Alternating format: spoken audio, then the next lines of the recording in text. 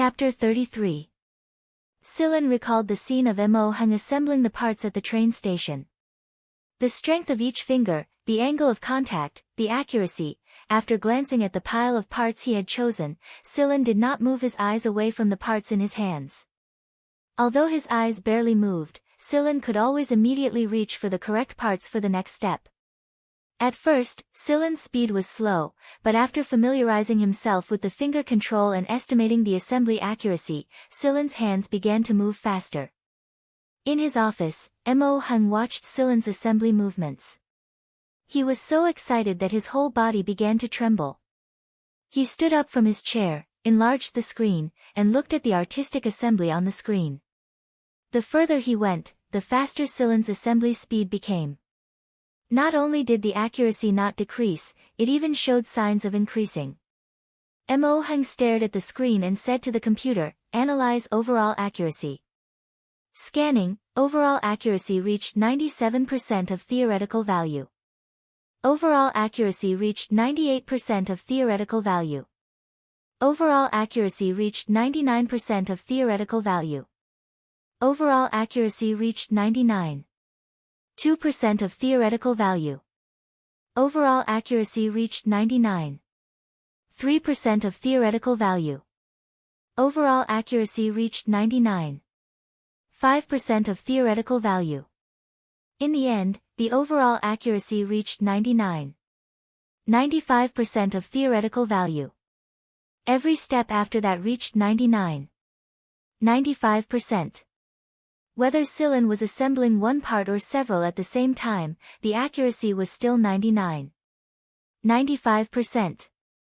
The overall accuracy was calculated by bringing the various parameters obtained after the scan into the technical formula. The higher the overall accuracy, the closer the assembly person was to the legendary point. In the workshop, the pile of parts was assembled into components and parts by Sillin. Then, Sillin assembled the components and parts. He did not even need to test the circuit to be sure that there would be no mistakes in such assembly. It was definitely an excellent assembly. In the 9th minute, Sillin finished assembling and pressed a button on the assembly machine. The machine was half an arm tall. Other than its bottom, which was used for stability, most of its upper part began to unfold like petals. It was like a flower bud was blooming, bringing with it a crystal-like music. It made people feel as if after a long wait, they had slowly walked out of the darkness and welcomed the first ray of light. Sillin finally understood why so many engineers were obsessed with these things.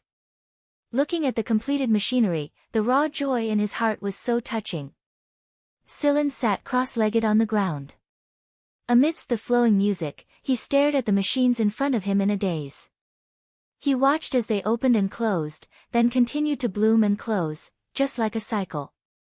It was only when Mo Hung opened the door that Sillin came back to his senses.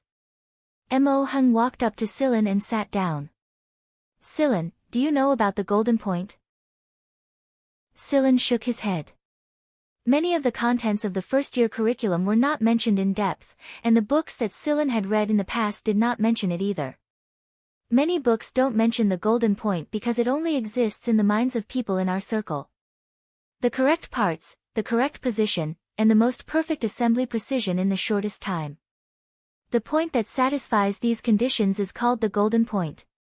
As he spoke, Mo Hung displayed the results of the computer's calculations when Sillin was assembling. Sillin looked at the final 99.95% and frowned. None of the final stages had improved. Mo Hung pointed at the final 99.95% and said, "When this number becomes 100%, you will have reached the golden point." "You are very good, Sillin. I can see that you haven't come into contact with these things often, but to be able to reach 99.95% is much better than some of the teachers in 7 Lights. Have you reached the golden point, sir?" Sillin looked at Mo Hung. When he spoke of this, Mo Hung's tone suddenly turned weathered. No one in the entire GAL has reached it. We have always been approaching the golden point, but no one has reached it. Some people say that the golden point is just a theoretical limit that is impossible to reach, but I have always believed that the golden point can be reached. Silen lowered his head and looked at the machines that were still blooming and closing in front of him. He listened quietly to Mo Heng's narration. There were many things that could not be learned from books. After Mo Heng explained a few things about the golden point, he continued to sigh. I am already old, and the will is willing but the strength is insufficient. Even if I know what I should pay attention to when I assemble and where I can improve, my hand speed and control cannot reach the state I expected. Mo Heng slapped his knee and sighed as if he wanted to vent all the regrets in his heart. He glanced at Silen, who still had his head lowered. This bastard kid actually has no reaction at all. Work harder. Mo Heng let out another sigh, this time carrying even more of the sadness of a hero past his prime. I will never be able to reach a higher point in my life, and the saddest and most helpless thing is that I have no successor. My son chose to join the military, and I didn't have any students that I was particularly satisfied with when I was a teacher in my early years, unlike some of the old fellows in the alliance who were lucky enough to meet a good disciple. Sigh, this is fate. If only I had met someone as talented as you earlier. While sighing, Mo Heng's eyes drifted towards Silen. The latter's head was still lowered, and he did not say a word. His expression could not be seen either. Mo Heng cursed in his heart. You little bastard, I've already said it so clearly, can't you at least show some reaction? Logically speaking, shouldn't you be recommending me excitedly? How can you be so stupid instead of treasuring such a good opportunity? Stupid as hell. Wooden head. It seems that old Mr. Mo has forgotten that he was just praising the so-called wooden head just now. Seeing that Silen was unable to get anything out of him, Mo Heng was furious. Can't you at least show some reaction, kid? Silen found it funny. Mo Heng's hurry up and become my disciple expression and the intense gaze that occasionally glanced at him made it hard for Silen to not know what Mo Heng was thinking. However, as a hunter, he would not stay in Seven Lights for long. He would leave once the mission was over, and Duance Silen would disappear from everyone's sight. What should he do then? About that, there are so many specially recruited students. Don't talk to me about specially recruited students. Those who don't meet my requirements are under the names of other instructors, and their direct instructor isn't me either. Under Mo Heng's intense gaze, Silen rubbed his forehead and said, there are a lot of professional knowledge that I don't know, and since I've taken so many courses, I need to get my credits. I don't have too much extra time. Before Silen could finish, Mo Heng waved his hand and said, those courses are all for show and don't have much practical use. Attending those courses is a pure waste of time. I'll just give you credit straight away, and I bet those great instructors won't dare say anything. Silen sweated on the inside. Vice Headmaster Mo, please don't say this outside, or the teachers and students of Seven Lights will hold a grudge against you. How about it? Are you going to be my disciple or not? Seeing that Mo Heng's eyebrows were showing signs of becoming more and more vertical, Silen considered for a moment and finally said, how about this, I'll be your intern for now, and we'll talk again if you're satisfied with my performance. What do you think? I don't want an intern or anything, it sounds awful. I'll just be a research assistant. Alright, I'll be a research assistant if you say so. Silen didn't know that for many people like Mo Heng, a research assistant was a disciple. Therefore, without Silen's knowledge, Mo Heng had directly equated a research assistant with a disciple. Mo Heng was overjoyed. He grabbed Silen's face and said, with me, the head of the research division, teaching you personally, what else do you have to be dissatisfied with? Right now you're taking advantage of me, and you're still pretending to be obedient. Yes, I'm pretending to be obedient, pretending to be obedient. Silen allowed Mo Heng to pull both sides of his face and shake it. Sigh, why does this old man like to pull people's faces? It's almost swollen.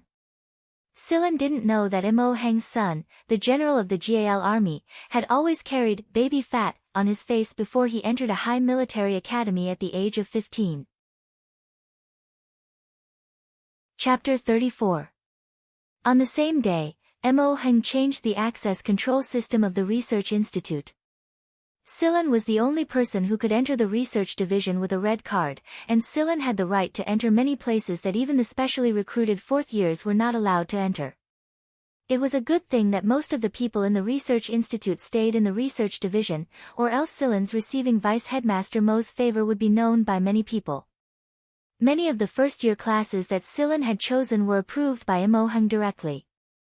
Since the vice headmaster had given the go-ahead, the great instructors did not dare to say anything. Mo Hung had even specially allocated a personal workshop for Sillin, so Sillin basically only moved between the research division workshop, the training division and the dormitory. Since he did not attend many classes and his appearance rate was low, Sillin basically had no sense of existence to most of the students in Seven Lights. For the past few days, Mo Hung had told Sillin a lot of things about machinery, and it had benefited him greatly. His overall accuracy had increased to 96%. Please do not underestimate this 1%. There were only a handful of people who could achieve a galaxy's overall accuracy of 97% like Mo Hung, and they were all famous authoritative figures like Mo Hung in the League of Stars. There were hundreds of people who knew about 96%, and there were even more people who had an overall accuracy of 95%, ranging from thousands to tens of thousands of people. The further one went, the harder it became to improve.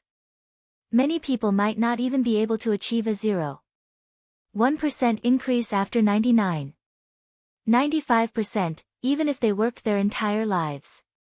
Only those who could achieve a general accuracy of 99% could be considered a high-end talent. Those who could not reach this standard basically had no right to speak in this circle.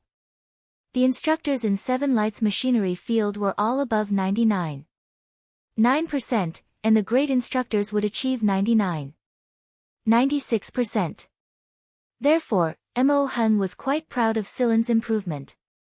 He was proud of his wise decision to pull Sillin over from the hands of those trash instructors, and he was even more proud of the fact that he finally had an excellent disciple. If those instructors knew that they were trash in Vice Headmaster Mo's heart, who knew if they would vomit blood in anger? There was one time when Sillin went to look for Mo Hung, and Mo Hung was communicating with God knows who. He was so proud of himself that he was just short of cocking his tail. Mo Hung was very proud of his disciple, so he showed it by pinching Sillin's face more and more often. Sillin felt that his face was starting to grow fat. On this day, Sillin was assembling the parts that Mo Hung had given him in the workshop. Mo Hung had gone on a business trip. The so-called business trip was to leave Planet 7 luminaries, but no one knew where he went. However, before Mo Hung left, when he assigned a task to Sillin, his face was glowing as if he was looking forward to something. The way he looked at Sillin also became more and more kind, making Sillin's hair stand on end. After interacting with Mo Hung for a long time, Sillin also knew that when this minister showed this kind of smile, he was definitely thinking of some rotten idea in his heart. In fact, Mo Hung was visiting an old friend and showing off in passing. Sillin's hand speed was very fast. There was a computer at the side that recorded the entire process and calculated the overall accuracy. Every time he assembled a complete machine, Sillin had to write an assembly report and write down some of his ideas. This was something that Mo Hung had especially emphasized, and it was something that every person in the research division had to do. The people of the research division could not just blindly follow what others said. They had to have their own ideas. This was something that Mo Hung had said when he was the minister. Sillin felt that he could increase his speed even further while maintaining his accuracy. Time was life. It was a very simple saying that even children would grow calluses from hearing it. However, as hunters roaming the galaxy, they all had a very high level of awareness. Whether it was man-made or other accidents, if some important part of a warship malfunctioned and was not repaired, the hidden threat of everyone on the warship dying in less than a 10,000th of a second would constantly increase. This was not to say that Sillin was very noble. Only those with ability would be quickly accepted by hunter regiments and be able to go further in the universe. For the Vanguard, and more so for himself, having this kind of awareness would give him a better chance of survival. After Silen was done equipping the machine, he looked at the data on the recorder and picked up the report book to summarize. He wrote down his thoughts and experiences on it. It was at this moment the doorbell rang. Judging from the rhythm of the bell ringing, Celine had already guessed who it was. After the door opened, a head poked in. Seeing that Silen was writing a report and not assembling the machine, a pair of bright eyes immediately curved into a smile. Good thing you didn't assemble the machine. I was afraid that I would disturb your work at this time. A beautiful girl with a naive smile walked in. It was the girl who had commented on Silen and the others with Fu Luo on the teaching building. You came at the right time. I just finished assembling, said Silen. This girl was also one of the research division's specially recruited students from the Design Institute. Her name was Ling Long, 16 years old, and she was also a first-year student. She seemed to have some background, but many people did not know what her background was. They only knew that many of the great instructors in the research division treated her well. After Silen came to the research division, he ran into Ling Long by chance and was dragged away by her to ask about the battle between Silen and Knight in the training room that day. Since then, Ling Long would come to Silen whenever she was free. She said that the other people in the research division were boring, but she got along quite well with Silen. At the time, Ling Long said this in the research division's cafeteria. Moreover, she did not lower her voice, so a bunch of people around them heard it and looked at Silen with strange and ambiguous gazes. One was a famous elven beauty in the research division, and the other was the chief Mo Heng's favorite student. They were a perfect match. Silen only brushed off the ambiguous gazes with a smile. He knew very well that Ling Long might look very innocent, but she actually hid her true self very well. She was definitely not as naive as she appeared on the surface. Moreover, on the first day Silen and Ling Long ate together in the cafeteria, Mo Heng told him to keep his distance from Ling Long if possible. Silen could also see that Mo Heng's attitude towards Ling Long was warm but distant. As for the reason, Mo Heng did not want to explain, and Silen would not ask.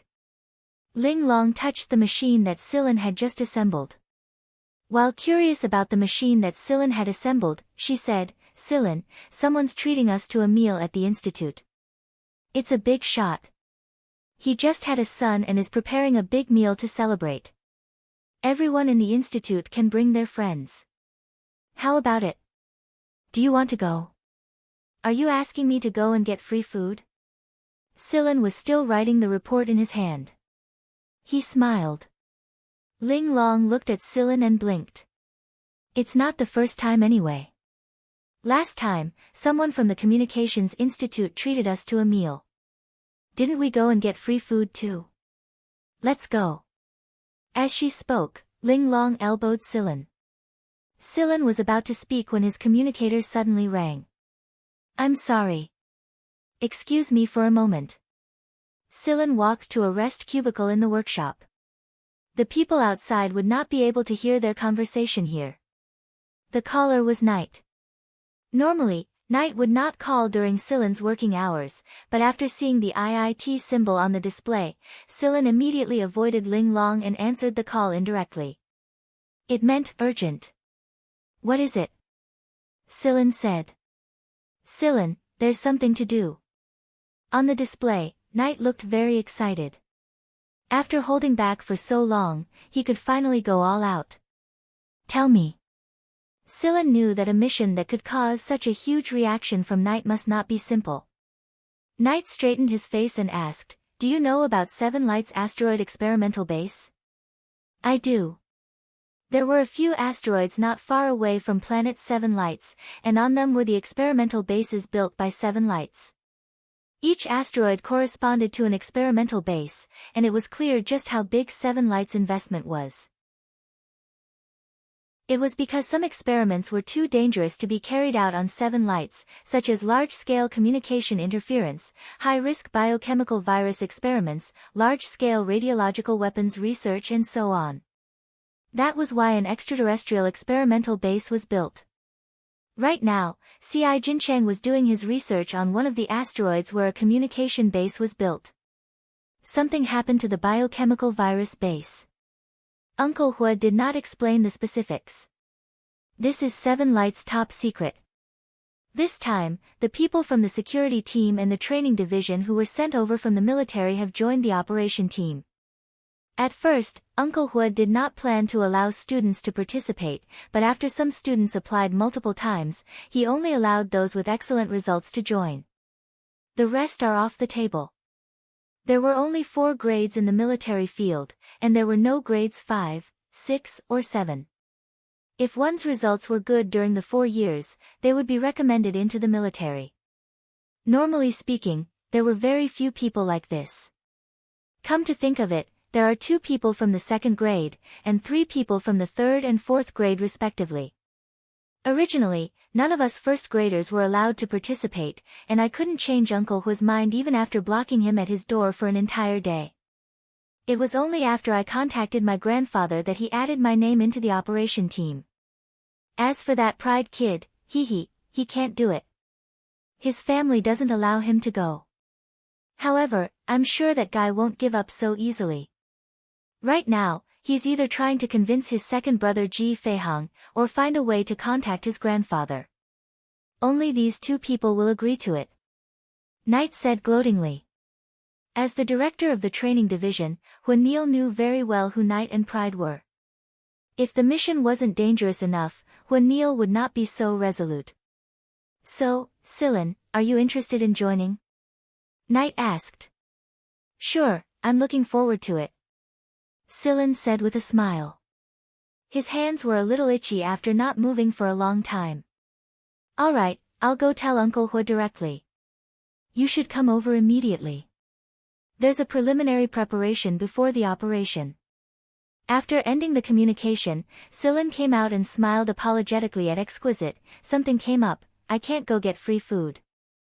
Exquisite's little nose wrinkled as she drew on the ground with the tip of her foot. Alright, I'll go eat 2 portions myself.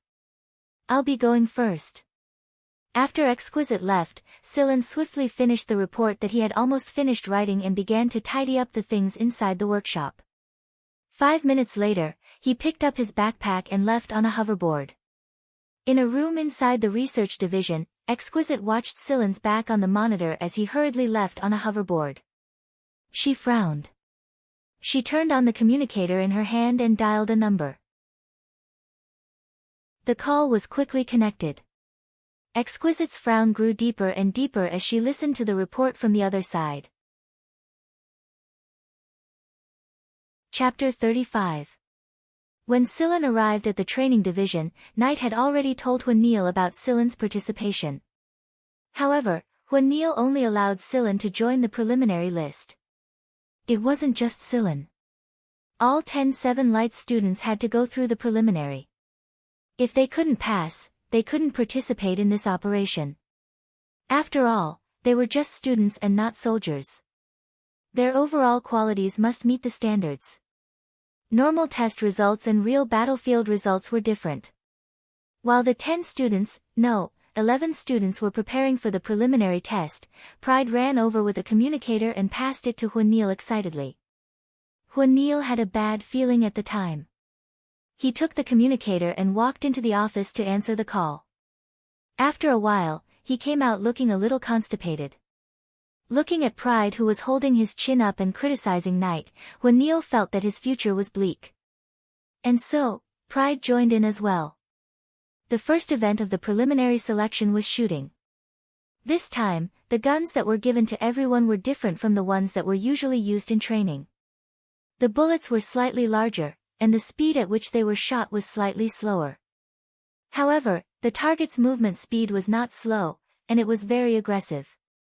Everyone was wearing protective clothing.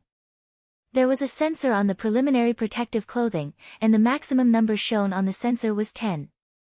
If the number dropped below 5 after shooting, they would be eliminated. Therefore, this preliminary test tested the students' shooting ability, reaction ability, adaptability, and so on. At the same time, the students also realized that this operation was different and vaguely guessed something. As long as there was fear in their hearts, they wouldn't be as calm and clean when responding. The effect of this kind of shooting was very obvious. The number of shots, hit rate, and the number of points deducted were all displayed on the screen outside the testing field. The soldiers of the training division and the police division who were getting ready could all see it. This was a group operation. Without a certain level of strength, the soldiers wouldn't acknowledge you. Forget about whether or not they would trust you with their backs, they wouldn't feel at ease even if they fought together. The 10 people were divided into 10 different parts of the testing field. The total number of targets in each place was 1,000, and the first to eliminate the targets within the specified time was considered the winner. Silen was inside the testing field. He walked into the entrance after tidying up his equipment. The lighting inside the field was dim, and the environment simulation was a dark and damp atmosphere. He could clearly feel something stirring in the dark. Whoosh! A black shadow the size of a medium-sized dog rushed over. Silen raised his gun, and with a bang, the black shadow shattered and disappeared. Then there were 2 more, then 4, then 8. After getting used to the speed of the bullets and the recoil of the guns, even though there were more and more targets, things were still going smoothly. The further he went, the more black shadows there were, and the stronger their attacks were. Several times, they brushed past Silen. Fortunately, Silen reacted quickly, or else he would have been attacked. While dodging the sudden attacks, he also had to shoot at the targets. As long as he didn't let the targets approach in groups, there would be a gap to dodge. As long as there was such a gap, Silen would be able to make the fastest and most convenient response. Strangely, Silen's heart was strangely calm. There was no fear, no anxiety. It was as if he was eating a bowl of noodles. All he did was look at the noodles in the bowl, pick them up with his chopsticks and eat them. That was all. At the same time, everyone had their own reactions to the 10 people's battle on the display outside the testing field. There were 2 students who were affected by the atmosphere inside the field when they entered, and a trace of fear grew in their hearts. Add to that the change in their guns and the miscalculation of the bullet's speed, they didn't last long before they were attacked.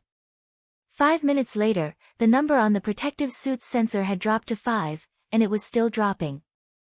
Huanil ordered his men to get the 2 people out immediately.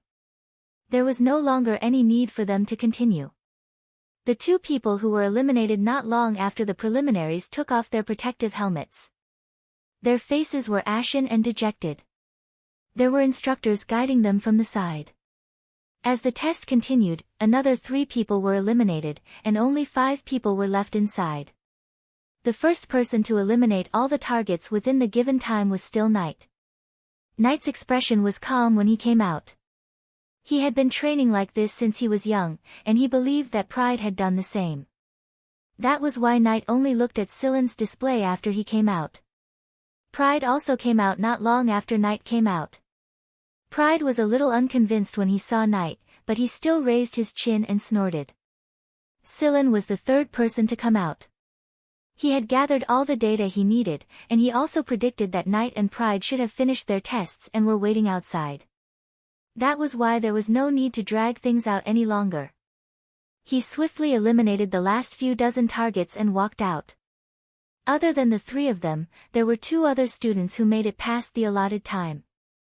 But at the very least, their protective suit points hadn't dropped below the passing line, so they were considered to have passed. Knight, Pride, and Silen's results were excellent, and the other 2 students passed. After the preliminaries, the next test was the antibody and allergy test. The 5 students who passed the preliminaries were injected with a small amount of serum antibodies. As long as their bodies could accept it and didn't have an allergic reaction, they were considered to have passed and could board the transport together with the others who were ready to depart. It seemed that the targets they had to eliminate this time were not only highly offensive, but also poisonous. Silen thought as he analyzed and injected the antibodies into his body. After the serum antibodies were injected, Silen deduced the antigen based on the antibodies. Combining it with the environmental conditions of the test field and the relevant data of the target, Silen was certain that the target this time was a rodent. What kind of rodent was a rodent that had high reproductive ability, preferred dark places, and was widely used in biochemical experiments? A rat. If it really was the size of the target in the test field, then Sillin had never seen such a big rat before. After the antibody and allergy test, the good news was that none of the 5 students were allergic. The situation was urgent, and there was no time to give the 5 students any other instructions. When all the equipment was ready, the 5 students had also finished their tests and were very reluctantly brought onto the transport by Huanil. The relevant matters would be explained on the warship. One transport after another transported the soldiers and students to the warship docked at the spaceport. When he saw the warship, Knight whistled, a military warship armed with heavy weapons and equipped with a high-end Sentinel defense system. It looks like the situation this time is pretty serious. But since we haven't mobilized any troops, it shouldn't be too serious even if it's serious. After entering the warship, everyone on the warship, be it the operation members or the warship's pilot, were injected with more antibodies than the allergy test. After the injection, each member was even given 2 antibody serums. If the injected serum didn't work when the time came, the other 2 serums would be used. Chapter 36. While the warship was flying, Huanil began to introduce the mission. A 3-dimensional map of the planet was displayed on the huge screen, and the distribution of the base was displayed on it. Half a year ago, the biotech base discovered that one of the mice had gone missing when they were dealing with the failed and presumed dead mice. There was a hole in the sealed cabin, and no clues could be found even after much investigation. 20 days ago, an abnormal situation occurred at the waste treatment plant on the other side of the planet. 3 workers went missing, and there were bloody pieces of work clothes and claw marks on a few instruments.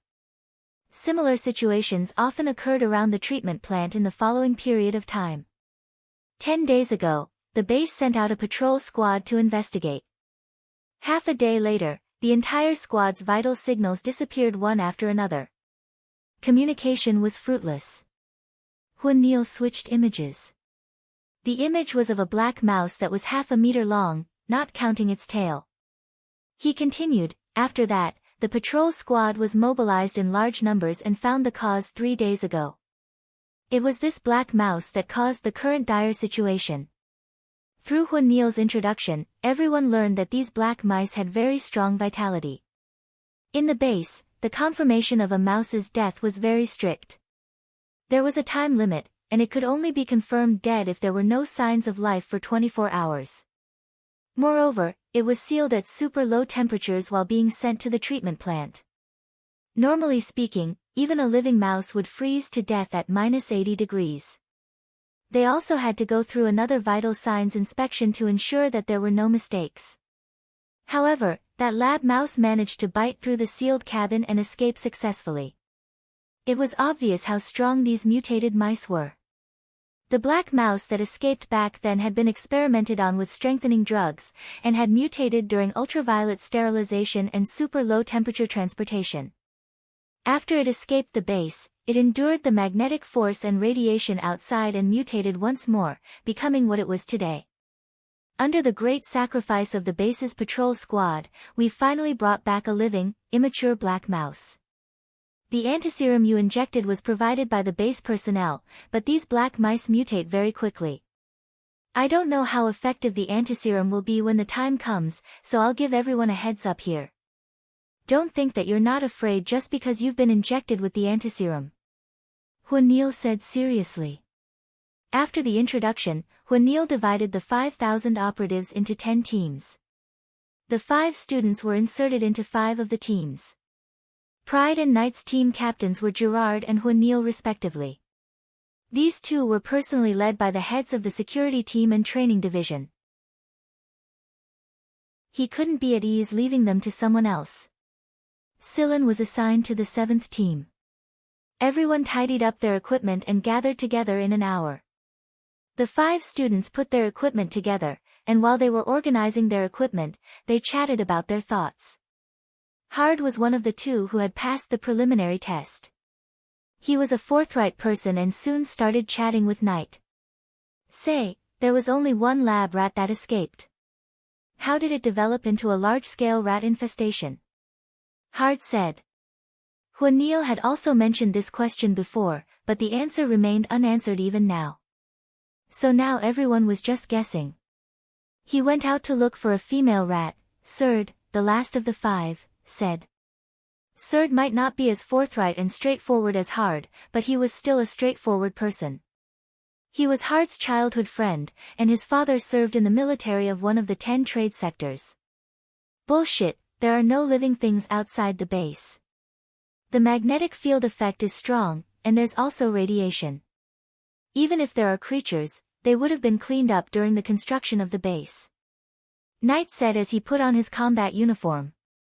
In that case, our target is very difficult to deal with. Surd sighed. Don't go if you're afraid of death. Pride said with disdain. Surd didn't mind either. After being in the training division for so long, everyone knew this little young master's temper. What do you think, Sillin? Knight asked. Sillin adjusted the tools in the backpack at his waist. The magnetic field on many asteroids was unstable, and subspace containers were unusable. In the end, he still had to rely on himself to carry them. What do I think? I don't have any, but I do have some suggestions. Oh. Tell me. Knight said curiously. Don't think about how many mutated black rats we're going to kill, but how we're going to retreat in one piece.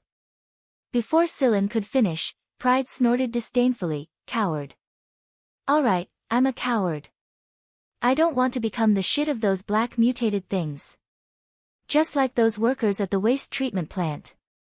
In the end, only a few bloody rags were left behind, and even their bones were dragged away to feed their descendants.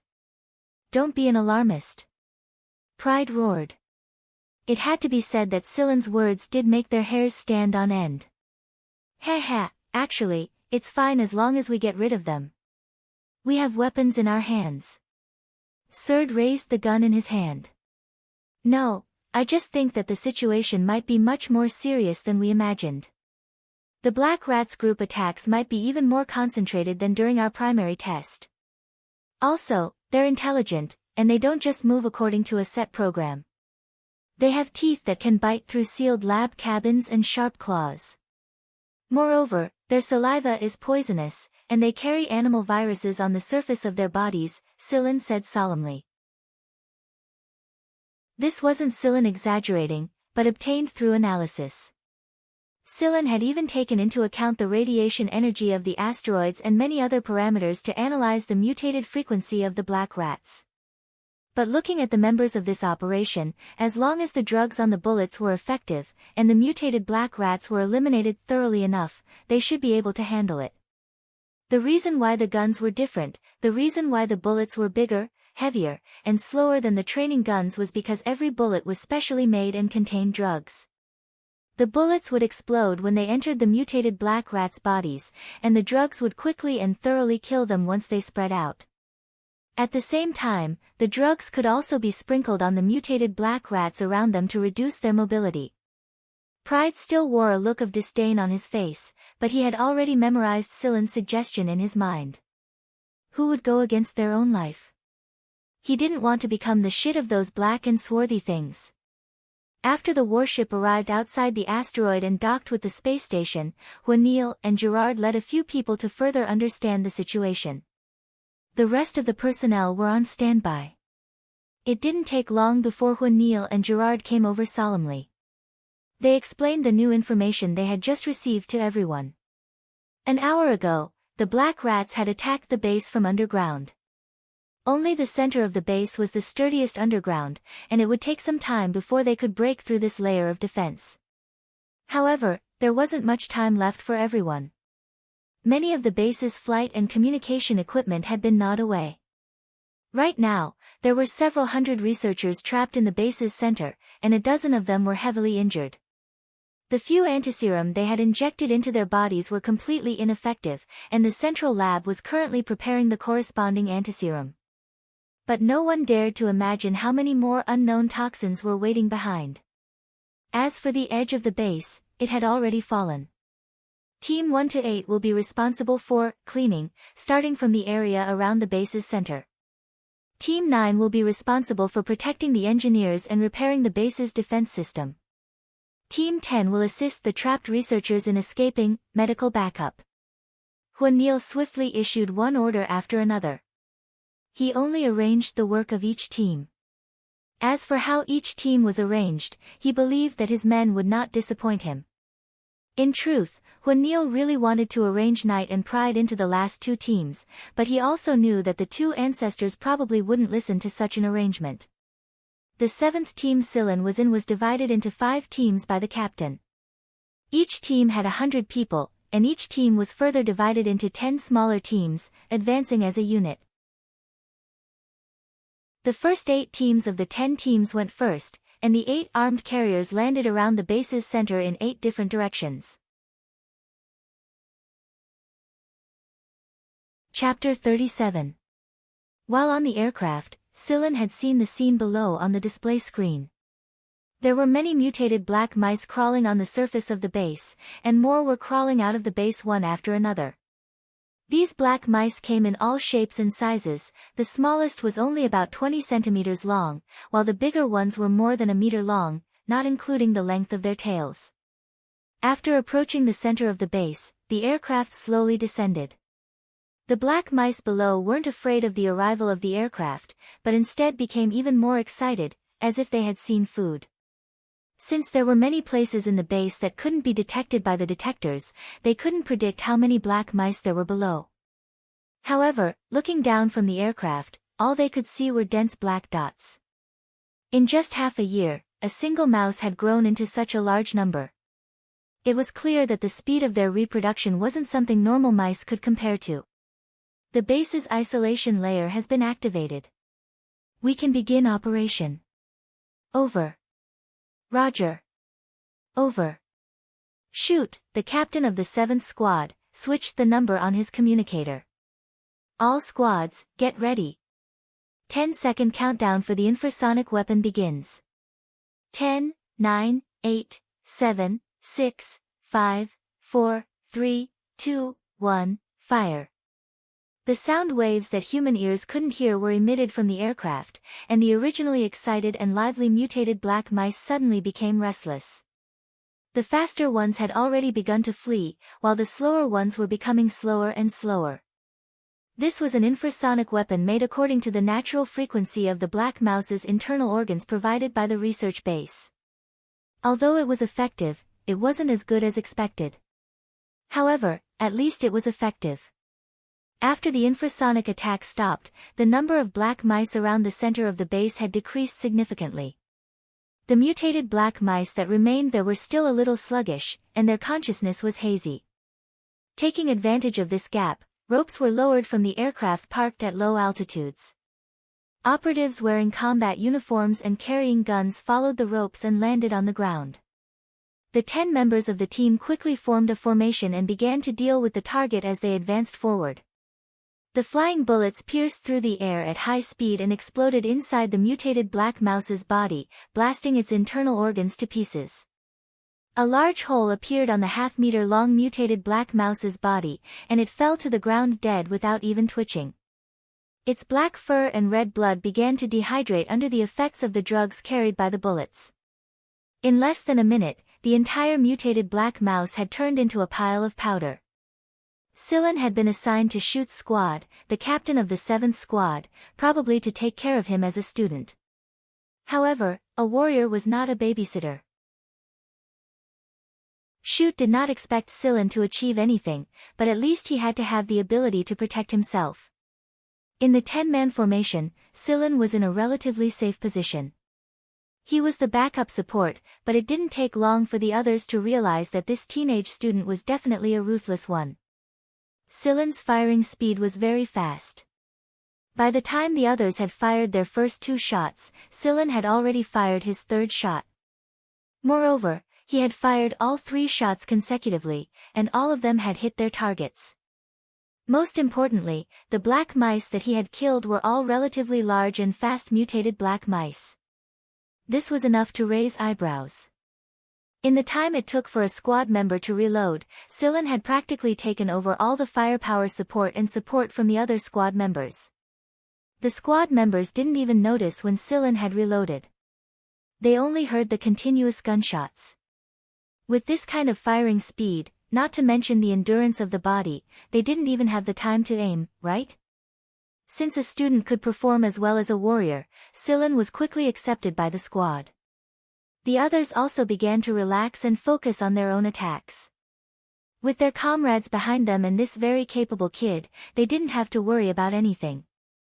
At the space station outside the asteroid, a man wearing a military uniform with a lieutenant general epaulet stood in the command room and watched the cleanup of the base displayed on the screen. He was sent here by Marshal Fiegler, and he had even received a communication from a certain political figure in the League of Stars before he departed. It could be said that he was shouldering a heavy responsibility, and both Knight and Pride squads had been specially assigned personnel to ensure the safety of the two young masters. This could be considered a special privilege, and he wouldn't say it even if he had any thoughts. That being said, the trip this time could be considered fruitful. The other three students who Neil mentioned had performed pretty well, especially that kid named Sillin. He wasn't any worse than the few influential figures in Sector C's military academies. At the moment, the lieutenant general didn't seem to notice much change in Sillin's emotions. He cooperated well enough, was calm enough, decisive enough, and accurate enough. Looking at the screen, the lieutenant general wondered if he could recruit this kid into his unit after this operation. It would be a waste of talent to leave him in Seven Lights. As they continued to advance and entered the interior of the base, their movements were slightly obstructed. The cables were damaged, the generators were nowhere to be found, the energy system was malfunctioning, the energy box was unusable, and the places without windows were pitch black. Moreover, there were many places in the base's internal laboratories that were resistant to infrared and X-ray detection. In order to ensure that every laboratory was cleaned up, the operatives would throw powerful grenades, rodent-repellent bombs, and other things into the laboratories to force the black mice out, and every single one of them would jump out. As the cleanup progressed, the black mice seemed to have sensed the threat from the base and escaped. This was just what everyone wanted. If they could drive these mutated black mice out of the base and into the open space outside the base, then the armed spaceplanes in the air could use their high-energy weapons to clean them up on a large scale. This was because the base they had built with great difficulty must not be destroyed by high-energy weapons unless it was absolutely necessary. Occasionally, a few caves could be seen inside the base. Those mutated black mice were attacking the base from underground. A lot of robots had been sent to scout the area and spray chemicals at the same time to force the mutated black mice out of the ground. After this battle, they believed that the underground construction of the base would advance one step further. After a period of time, the number of black mice inside the base had decreased by a lot. Everywhere the operation squad passed by was covered in gray powder. That was the mutated black mice that had been killed by bullets and turned into powder by the drugs. Sillin's senses were very strong. He could sense the three mutated black mice behind the experiment table even without looking. The moment they popped their heads out, the bullets that came flying at them would blow off their heads directly. Perhaps it would be difficult for other operatives to see in such a dark environment, but not Sillin. There were a few times when Sillin had fired his gun before his squad members could even react, and the sound of the bullets hitting the black mice echoed with the gunshot. After he finished inspecting the abnormal life forms in this area, Chute smiled and said, "Done. Captain, this is already the edge of the base, isn't it?" A squad member asked. Although Chute was also the leader of this squad, the squad members were still used to calling him captain. Almost there. We've already started cleaning up the high-energy weapons outside the base. The rest should be easier. Chute's tone was relatively relaxed. He looked at Sillin, who was repairing the circuit board of an instrument, and said, "Sillin is pretty good." "Yeah, we're all a little ashamed of ourselves," a squad member said with a smile. Sillin didn't say anything and focused on the work at hand. He couldn't shake the feeling that something wasn't right. According to his predictions, those black mice shouldn't just be like this. Chapter 38. Chute did not say anything about Sillin's silence. Sillin had not spoken much since the beginning of the operation. He just thought that the child was too quiet. Young people should be more lively and cheerful. Sillin, don't worry about that for now. Once we're done with those black mice, there will be specialists who will come and repair the base. We should head to the waste treatment plant on the other side. That's their nest. Shoot looked at the time and said. Wait, it's done. Sillin turned on the instrument and inputted a series of commands. What is this? One of the squad members asked. The words on the instrument had been ground away by the black mice and could not be read clearly. This should be an instrument that analyzes genes or something. Another squad member said. MN, this is a relatively high-end analyzer in the League of Stars right now. Sillin took out a small syringe from his waist pocket and dripped it onto a notch on the instrument. Then, he pushed the notch into the bayonet and inputted a series of formulas on it again. See, I told you to read more so that you'll know something about any instrument you come across in the future. Otherwise, people will call you illiterate. TCH, I'm a soldier. A soldier only needs to know how to fight. What do I need to be educated for? The squad members laughed and chatted. However, Shoot did not laugh. Sillin's reaction gave him a bad feeling. He had heard from Huanil that Sillin was a very talented person who worked in Seven Lights Research Division a long time ago. Now, it would seem that this kid was truly talented. It took him less than 5 minutes to repair this instrument. His skills were very experienced. However, the blood that Sillin dripped on the instrument should be the black mice's blood, right? When did he do it? How is it? Shoot moved closer and asked. It was because he could not understand the profound things displayed on the screen at all. As expected, being uneducated was a terrible thing. However, just like his subordinate said, soldiers only needed to know how to fight. Their brain memory was limited, and their CPU could not keep up with too many things. Sillin did not answer Shoot's question directly. Instead, he said, Captain, do me a favor and collect the black mice's blood left in the lab. Try to make it as fresh as possible. Some of the spots were bloodstains left behind by the black mice when they were fighting or when they were injured by the laboratory's defense system. As long as they didn't come into contact with drugs, there wouldn't be too many changes. Sure. Shoot took a small bag of tubes from Sillin. Each tube contained a sterile cotton swab. Who would have thought that this kid would even bring this thing with him when he was preparing his equipment on the warship? Before long, the 9 of them had gathered 28 blood samples. Sillin found a few solutions in the laboratory. After processing them, he put all 28 of them together and analyzed them at the same time. Looking at the series of data displayed on the screen, he sighed. Wait for me. I'll go collect another sample. Hopefully, I can find it. Hey, what's that kid doing? A team member complained. I have a bad feeling about this, another person muttered.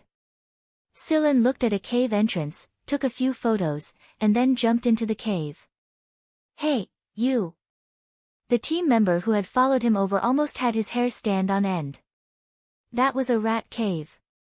They couldn't even stretch their fists and legs inside, much less raise their guns. If a black mouse suddenly jumped out from below, they would definitely be waiting for death. Although the vitality detector didn't detect anything, there were too many interference factors in this kind of experimental base.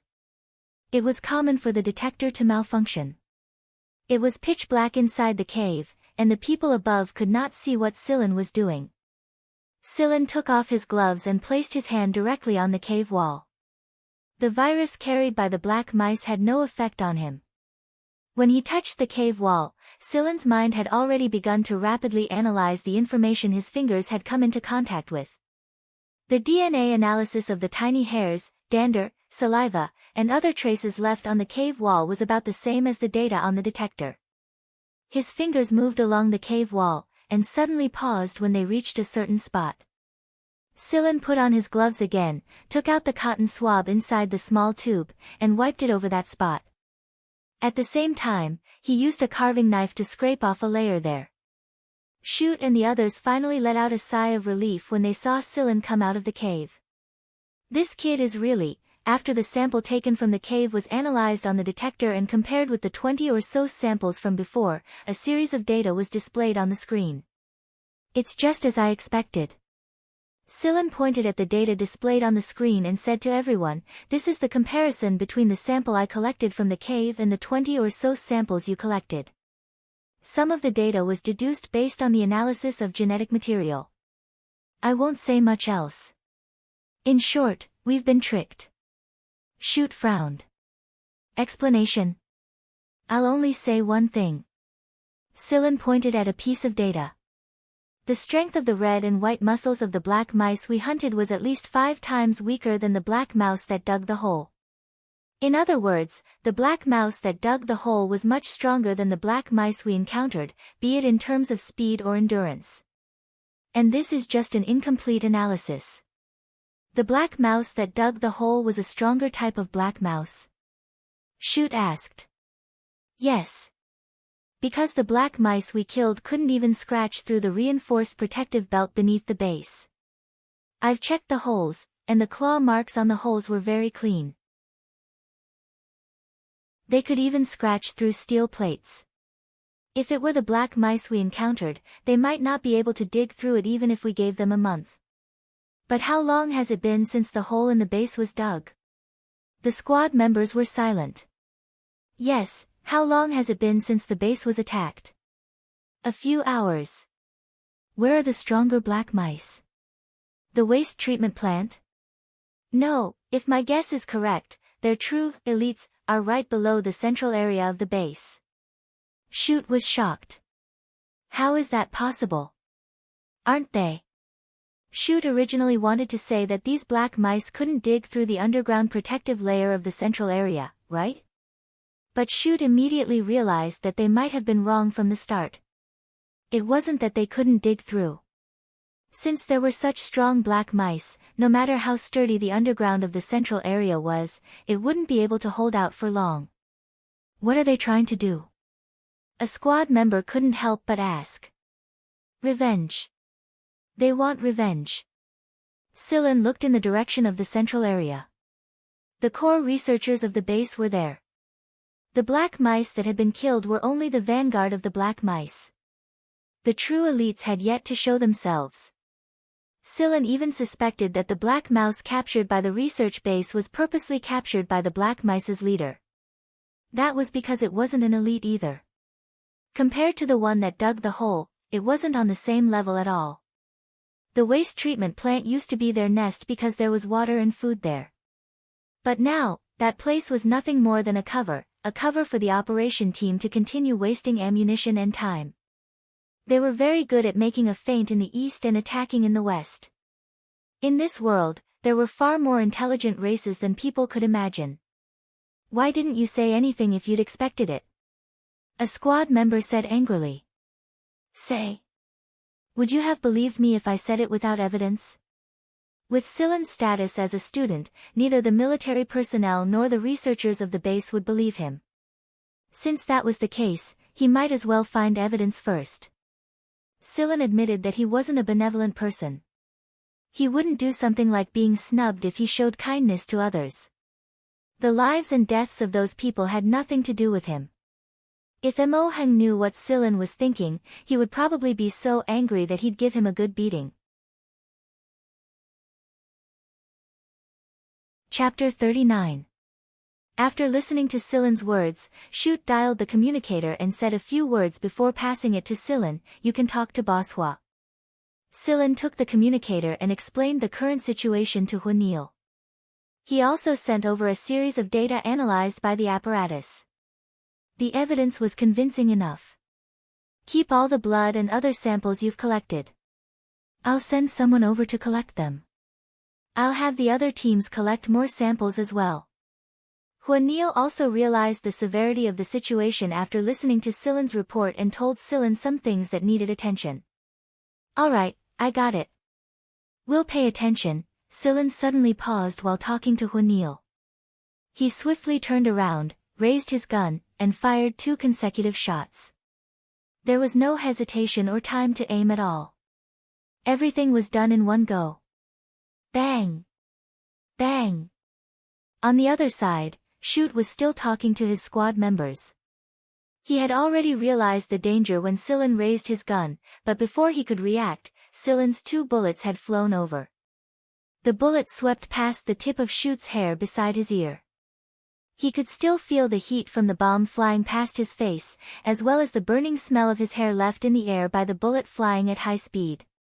It was a black mouse about 2 meters long, excluding its tail. When the first shot hit it, the bullet had only exploded in a small area on its body, and the drugs hadn't quickly permeated its entire body.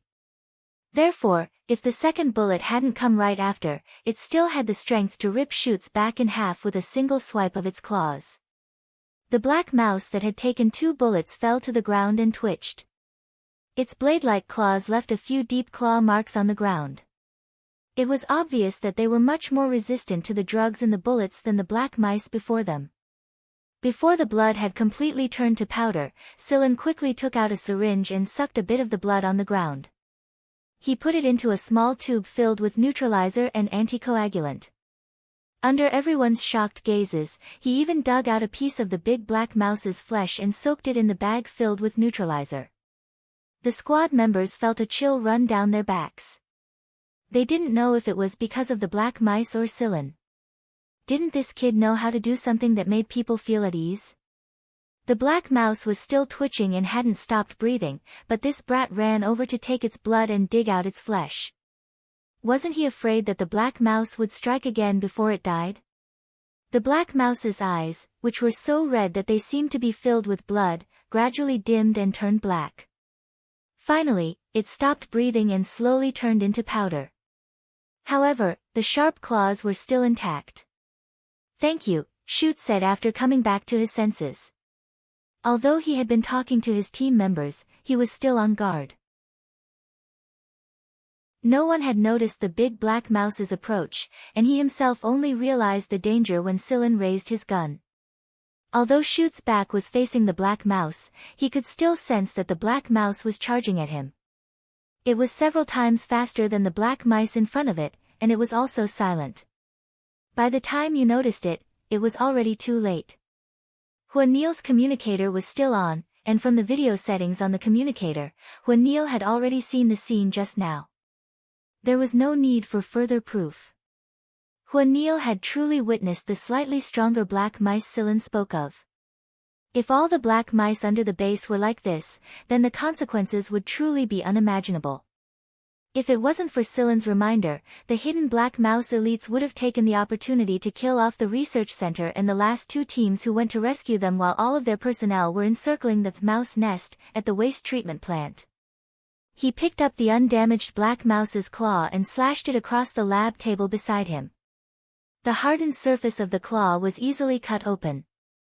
"Holy shit, this thing is so powerful!" a team member exclaimed in surprise. This had completely exceeded their predictions. This big black mouse is probably here to patrol and see if the other teams have left. After all, the other teams should have left the base and were preparing to head to the waste treatment plant by now, but we're still here. Sillin voiced his speculation. Moreover, the fact that this black mouse could come over safely meant that it wasn't afraid of the rat poison sprayed in the underground tunnel at all. "I've already ordered 6 teams to return. I'll leave 2 teams and the weaponized spaceplane there. If they can't handle it, I'll just have the weaponized spaceplane flatten that area with its high-energy cannons." Right now, Huanil didn't have the heart to care about the waste treatment plant anymore.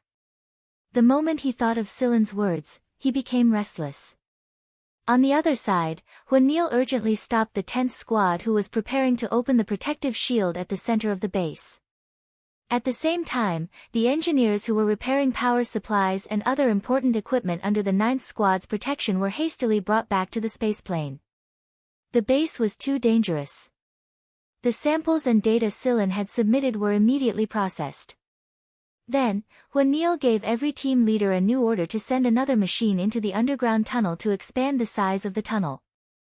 Otherwise, the soldiers wouldn't even be able to move after they went down, and would only become food. But strangely, the deeper they went, the bigger the hole became. There was no need for machines to expand the hole at all. When the machines reached a certain depth, they were clawed and destroyed by the black mice below. But before the machines were destroyed, the detection devices on the machines showed that there were a large number of abnormal life forms below. This confirmed Silen's speculation. However, another question was raised. Why were the holes below so big? Didn't this mean that there were even bigger black mice? There was no conclusion to this question for now. Maybe it was because they had realized something, but the black mice hiding deep below the base had begun to move earlier. Of the 8 squads, some went underground, and some stayed behind at various parts of the base. Because when Neil had told them to, every operative fired at least 2 shots at the black mice that crawled out of the hole. Other than the holes that had already been opened in the base, the group of big black mice had opened many more holes away from the operatives' firepower when they charged towards the surface. They were like a group of mad Avengers who didn't care about their own lives at all, and only charged towards the center of the base. Since these big black mice were very fast and had very sensitive senses, there was no doubt that the operative's hit rate had been lowered. Moreover, the operative had to change locations from time to time because there was no telling if a big black mouse would suddenly jump out of the ground if they stayed there. There were already a few people who had been dragged into the hole by the big black mice that had suddenly charged out. They didn't even have the time to scream. Silen's squad went underground. The hole was very dark, but their masks were equipped with night vision devices. After all, there weren't as many jamming devices underground as there were inside the base. The cooperation between the squad members was very good, and there were no casualties for the time being. The firepower was more concentrated inside the underground hole. As they went deeper, the hole grew bigger, and 3 people could walk side by side now. At a fork, the group saw a pool of blood. It wasn't the black mice's, it was human blood. At the same time, they heard a weak cry for help. Chapter 40. There weren't many messy marks around the bloodstains, which meant that there hadn't been an intense battle, but it also meant that those people hadn't been able to put up much of a fight against the attack. Shoot gestured with his hand. Stay alert, cover, and move to the other side to rescue them. Silen crouched down against the wall, took out a small box, and scraped a layer of soil off the wall. The squad members saw Silen's actions, but didn't pay attention to him. They only looked around vigilantly.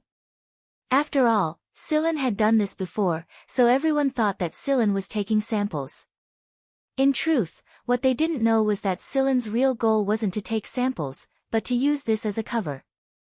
He pulled his finger out of the glove at an angle that no one would notice, and touched the wall and the floor to analyze the minute traces.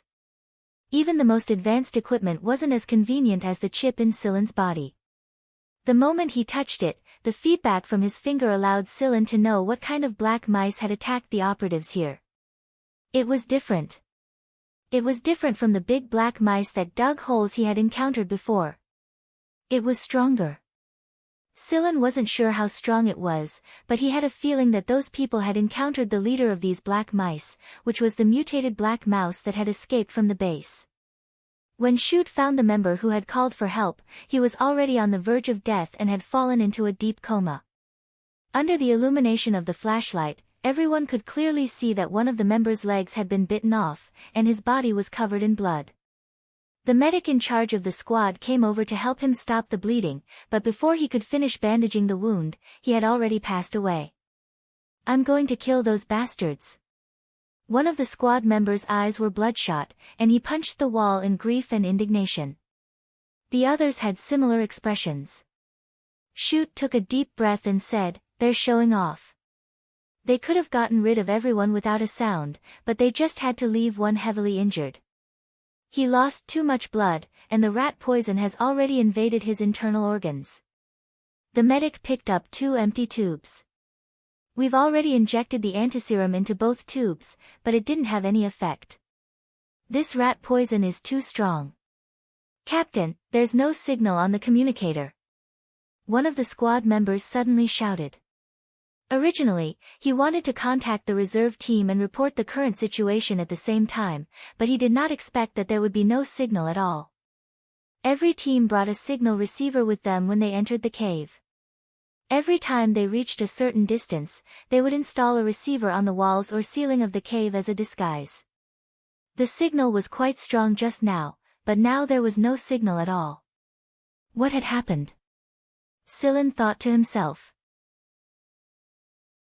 Their intelligence, no, it should be said that their intelligence far exceeded people's expectations. If every team had done their job properly, and the signal receiver had been installed and concealed, but there was still no signal, then either the receiver had broken down on its own, or the Black Rat leader had dismantled the receiver. The former was unlikely, but the latter was very likely. It sounded incredible. Even if Sillin said it, not many people would believe it. How could a disguised signal receiver be removed? And to tear them all down so thoroughly? Was this a rat or a human? Sillin had never underestimated the Black Rat leader from the start. The more information he came into contact with, the more Sillin felt that this Black Rat was very powerful, be it in terms of intelligence or combat ability. Moreover, Sillin was gradually finding the frequency of that sound. Shoot thought for a moment, then took out his soundwave detector and pressed it. The reason why he had not used it earlier was because there was a high chance that the Black Rats would know their location when they used the soundwave detector. But now, Shoot couldn't care less. He kept feeling that something was wrong. Looking at the image displayed on the detector, Shoot's expression changed abruptly. Get out of here quickly. They had only taken a few steps when the walls and ceiling of the cave were drilled through, and the Black Rats rushed over one by one. These Black Rats had appeared in a very coincidental position, separating Sillin and another squad member from the other 8 people in the same squad. Due to the increasing number of Black Rats, even if Shoot wanted to rescue them, there was nothing he could do. The distance between the two parties was pushed further and further by the Black Rats. Gunshots rang out incessantly, but these large Black Rats were not as easy to deal with as the small Black Rats from before. They were very oppressive. Sillin and the other squad member quickly retreated to the other side of the cave, their guns never stopping. But fortunately, the number of Black Rats that had appeared was not too high. Sillin and the other squad member fought for more than 10 minutes, and no more Black Rats came after them. The two of them stayed in another cave. They had lost contact with the other 8 people in their squad, and they did not run into any members of the other squads either. Only the sound of their breathing could be heard in the quiet cave. Looks like we're safe for now. The man smiled. Yeah. Sillin smiled as well. Pfft. An arrow of blood shot out from the side of the man's neck.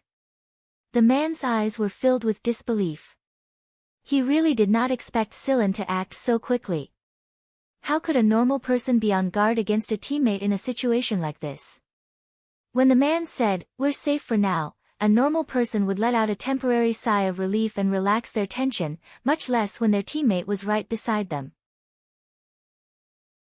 However, the man's carotid artery was cut by Sillin just as he took out his knife. Due to the intense rat extermination exercise just now, his blood flowed quickly, and it did not take long for him to stop breathing due to excessive blood loss. Sillin played with the rat claw in his hand and looked at the man on the ground. He let out a few almost inaudible sounds from his mouth. This was the first time Sillin had used it after decoding the Black Rat leader's voice frequency. Sillin had been searching for that voice and decoding it ever since he entered this network of deep underground caves. Sillin did not linger any longer and left the place. In less than a minute, a couple of Black Rats would come over and eat that squad member. In a situation like this, Sillin would be able to deal with the few threats hidden in the operation team better if he was alone. Ever since he entered Seven Lights, Sillin had never overlooked these hidden dangers. Whether it was a student, a researcher, or a soldier, Sillin had never let his guard down. Aflon's opponents had actually extended their hands into the military. How interesting, as expected of Aflon's opponents. Silen's performance was very eye-catching when the group had just come down from the armed spaceplane to kill the black rats, but no one would have thought that Silen was also paying attention to the minute changes in every squad member. From these minute changes, Silen was able to guess the hidden dangers. Silen was able to confirm his suspicions through the series of events that followed. In truth, before the black rats had separated them from the other 8 people in the group, Silen had purposely walked a little slower. That person was obviously looking for an opportunity to kill Silen as well. The duo were at the back of the group, and Silen had calculated where the black rats would appear.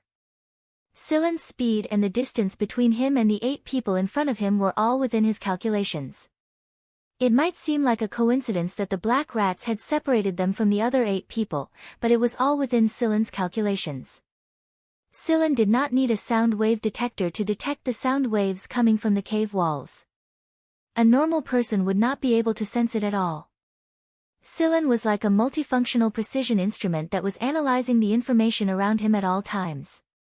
He knew that the black rat's arrival was not a coincidence, but the result of the black rat leader's command. Like a human-shaped detector, Silen knew everything that was going on around him like the back of his hand. How many people in the group had just passed through which cave, how many black rats were at which cave entrance nearby, and so on. He knew all of this, which allowed Silen to avoid a lot of trouble. Looking at the buckle of his backpack, the corner of Silen's mouth curled up slightly. The next one should be appearing soon. In front of him was a corner of a cave entrance. Silen slowly walked over, and just as he was about to reach the turning point, the rat claw in his hand shot out like lightning. Pfft! At the corner, a person wearing a combat suit had his throat pierced and was directly nailed to the cave wall.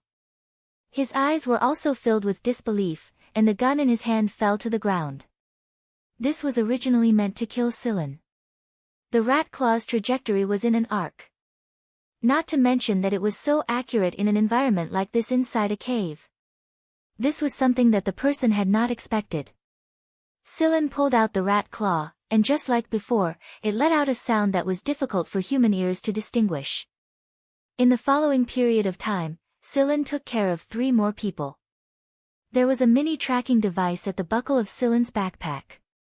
This was installed in the backpack before the equipment was distributed, and it was specially sent to Silen. It was obvious that they had long since prepared to find an opportunity to kill Silen here. However, they did not know that Silen had already detected the tampering on the backpack when he received it.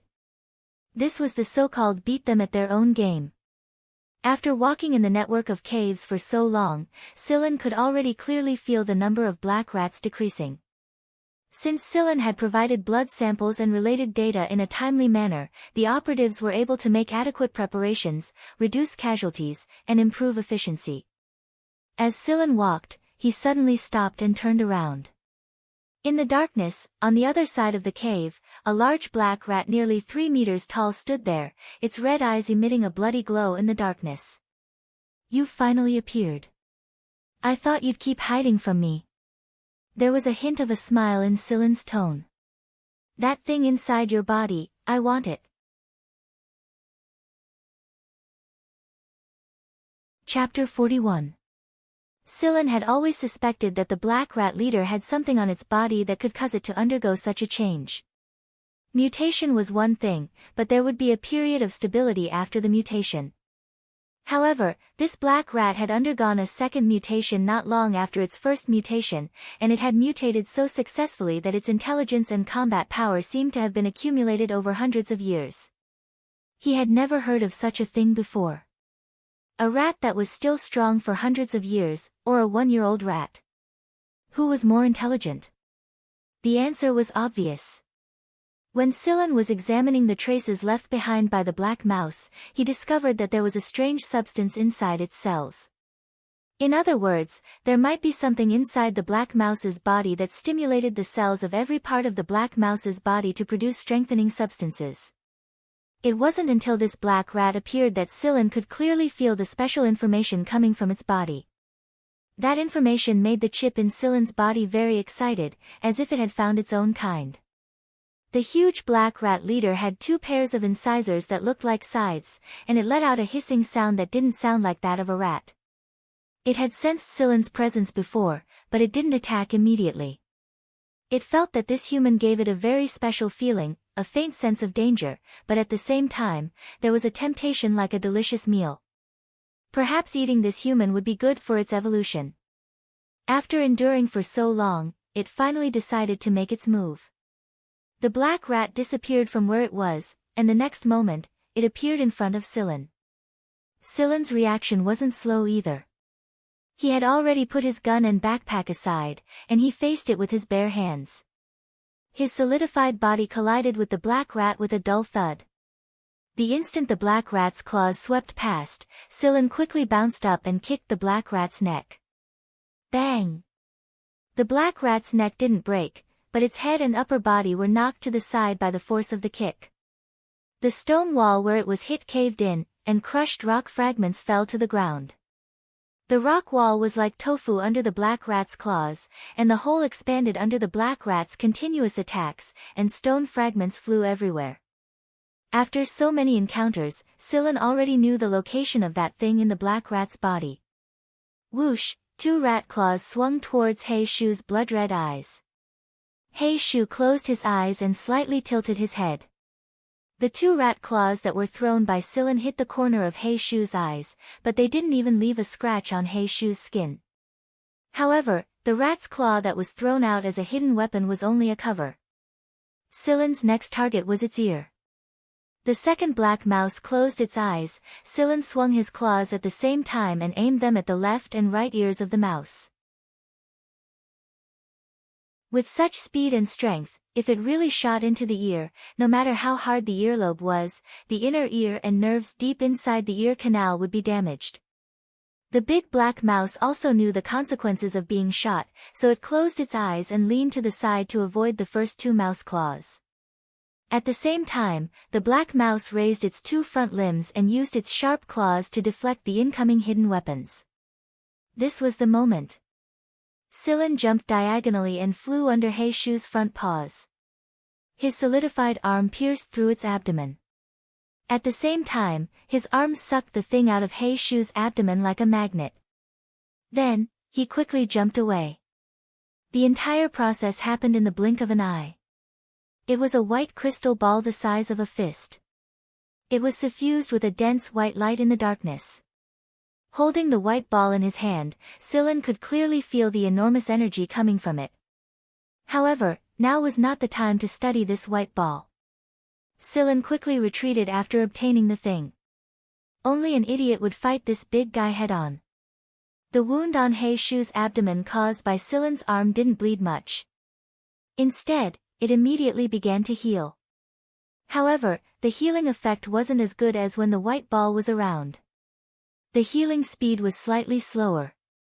Heishu went berserk after realizing that the white ball had been taken away for nothing. Its bloodshot eyes turned even redder as it roared angrily. Its 2 pairs of scythe-like incisors were suffused with extreme anger and killing intent. It didn't care about revenge. It didn't care about the lives of the other black mice. However, it couldn't lose this white ball. All of its reliance, all of its opportunities, all of it depended on this white ball. Heishu chased after Silen like a madman.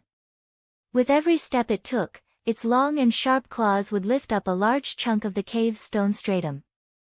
Heishu didn't even turn. It simply chose the shortest distance to pursue Silen in a straight line. Its impatience was evident. Many parts of the cave had been destroyed. As Heishu and Silen ran, the path they took gradually began to collapse. The path Silen had chosen didn't have any other operatives. Moreover, Heishu had made a lot of noise, so the nearby operatives were on high alert. When they sensed that the cave was starting to become unstable, they quickly retreated to the surface. Silen had long since formed a clear and complete network of caves in his mind. He knew exactly when he should run to which fork in the road. The path he ran passed through most of the caves. Among them was the place where he had taken care of the hidden assassins. The cave's collapse had buried the last traces. The longer this dragged on, the weaker He Shu felt after leaving the white ball. It grew more and more restless.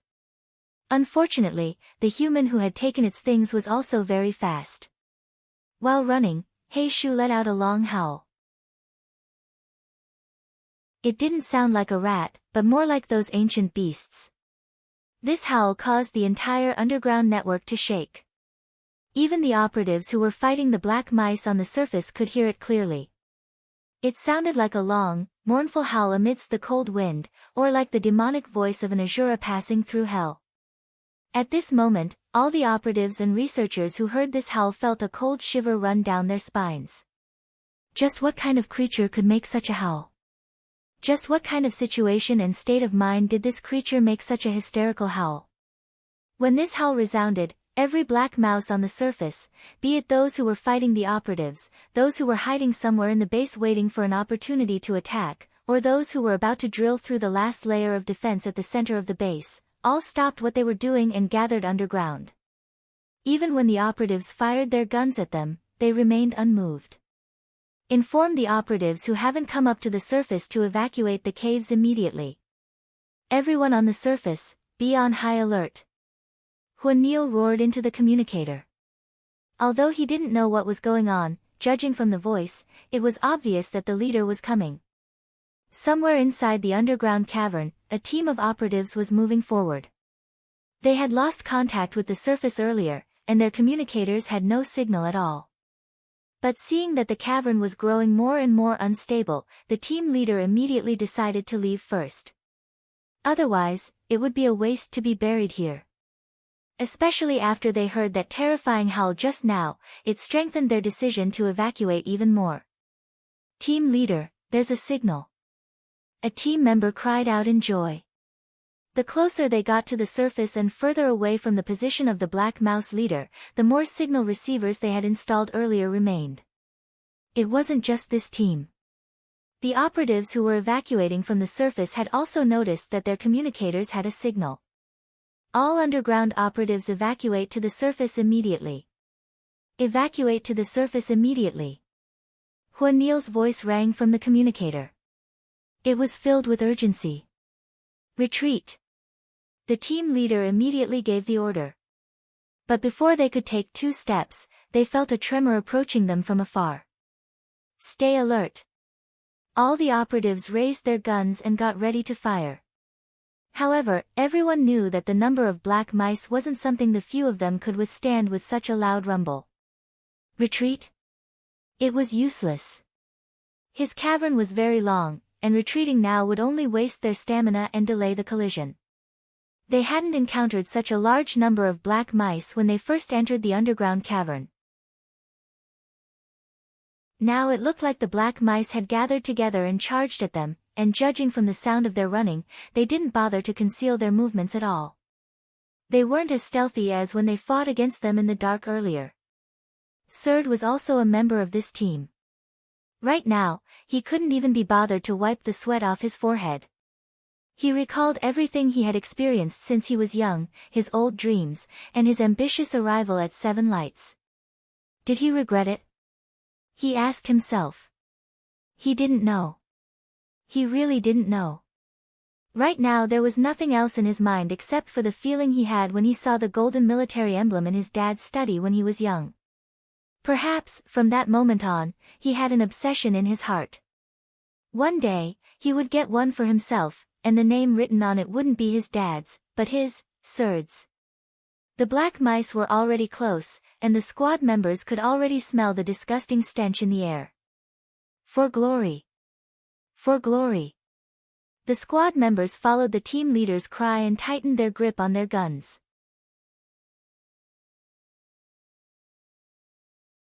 Chapter 42. The squad leader had reported the situation and the names of the squad members to Huanil the moment he noticed the abnormality. Because everyone knew that Huanil was powerless to save them even if he wanted to. At the same time, similar situations were happening in other places as well. However, Surd's squad was the first to encounter the black mice returning from the surface. Huanil listened to his squad members breathing and growing louder through the communicator with an unusually heavy heart. At this moment, these people were still alive, and they could still hear their breathing. What about the next moment? The squad members around Huanil were all red-eyed, but they couldn't do anything about it. They couldn't make it in time. Underground, the squad members could already see the black mice appearing at the other end of the tunnel through their night vision goggles. Ready, to... Before the squad leader could finish the word, fire, a voice suddenly rang from the communicator. Squad members who encounter a large group of black mice returning from the surface, do not fire if you want to live. Move to the side and stick close to the cave wall. Be careful, do not fire. Silen. It was Silen. The black mice were getting closer and closer, but the squad leader hesitated. Listen to him. Do not fire, move to the side and stick close to the cave wall. On the surface, Knight snatched the communicator from Huanil's hand and roared. The squad leader gritted his teeth, do it. When the squad members stood close to the cave wall, the black mice were already 3 meters in front of them. They had been this close to the black mice before, but that was with weapons in their hands, not like this. When the first black mouse passed in front of them, their hearts almost jumped into their throats. The front teeth, sharp claws, blood-red eyes, and the surging stench caused the squad members' scalps to go numb. They were even prepared to die. However, the black mouse seemed to not see them at all. It was still as fast as before and swept past them with a whoosh. Then another, and another, and another. Serd felt the chilling sensation of the black mice's tough black fur brushing past him. He couldn't tell how shocked he was. This was a black mouse, a real big black mouse, a mutated black mouse that 2 shots might not even be able to kill. They could still feel the murderous aura from their bodies, but, holy shit, they passed just like that. They really passed just like that. He didn't even glance at them. This was definitely the strangest and most frightening thing they had ever experienced in their lives. Only Silen knew that the meaning of the black mice's leader's howl was for all the black mice to stop what they were doing, ignore everything else, and surround Silen with all their might. As long as they had that white ball, they would have a chance to make a comeback. On the other side of the communicator, on the ground, Huanil and the surrounding team members held their breaths as they listened to the sound of the black mice running past them. The image was on, and although the image on the other side could not be seen clearly in the darkness, the red eyes were still relatively obvious. Just looking at the communicator caused their adrenaline levels to increase and chills to run down their spines. One could imagine the feelings of those who had brushed past the black mice on the other side. After the black mice ran over, the sound of tremors also faded away. Knight heaved a sigh of relief. As expected, Silen was no ordinary person. However, when he tried to contact Silen again, he discovered that he couldn't reach him. With this group's example, the other groups who encountered the same situation also did the same. However, it was only when they really did it that they realized just how much courage it took. The cowardly ones would have fainted a long time ago. Inside the cave, the group's backs were almost completely drenched. They were still stuck to the wall, and their bodies were still stiff. They didn't even dare to breathe too loudly. When they came back to their senses, the group members felt a little strange amidst the joy of surviving a disaster. The impassioned and heroic atmosphere in front of them was instantly destroyed. It was like preparing to go to the toilet for a long time only to let out a fart, which made people not know whether to laugh or cry. How complicated their mood was, how complicated. Thank goodness that kid reminded them in time. Otherwise, the group members couldn't help but shudder just thinking about it. However, if they knew that Silen was the culprit behind the black mice's reintroduction, they would definitely snap Silen's neck in anger. Silen, who continued to run, did some calculations and felt that the time was almost right. He put the white ball into Jenya's ring. It might be unstable for other subspace items, but Silen had tested it earlier and found that it was pretty stable. As expected of an item from the mysterious Fuji family of the upper tree. After putting the white ball into the ring, Silen sprayed some medicine he had prepared on his body to remove the ointment he had deliberately smeared on his body that was hard for humans to detect. As a hunter, Sillin had done plenty of things like using scent to mislead his prey. Sillin left the big black mouse some distance behind. If the big black mouse could speak, it would definitely say, "What the fuck, running away so fast? Who's the mouse here? This thing isn't human. This thing really isn't human." When the black mouse head followed the scent, what it saw was a cat's face painted with fluorescent liquid on the cave wall. It was smiling like a heartless cat, and there was a big, meow, character next to it. The scent disappeared as it moved forward. Sillin didn't know if the big black mouse could recognize the word, meow, but it was obvious that it was fuming with anger. It was fine as long as it could add fuel to the fire. If it couldn't find Sillin who had stolen the white ball, and with this cat face adding fuel to the fire, what would happen to the black mouse head in the end? The big black mouse had long since kicked the matter of taking revenge on the base's researchers to the other side of the universe.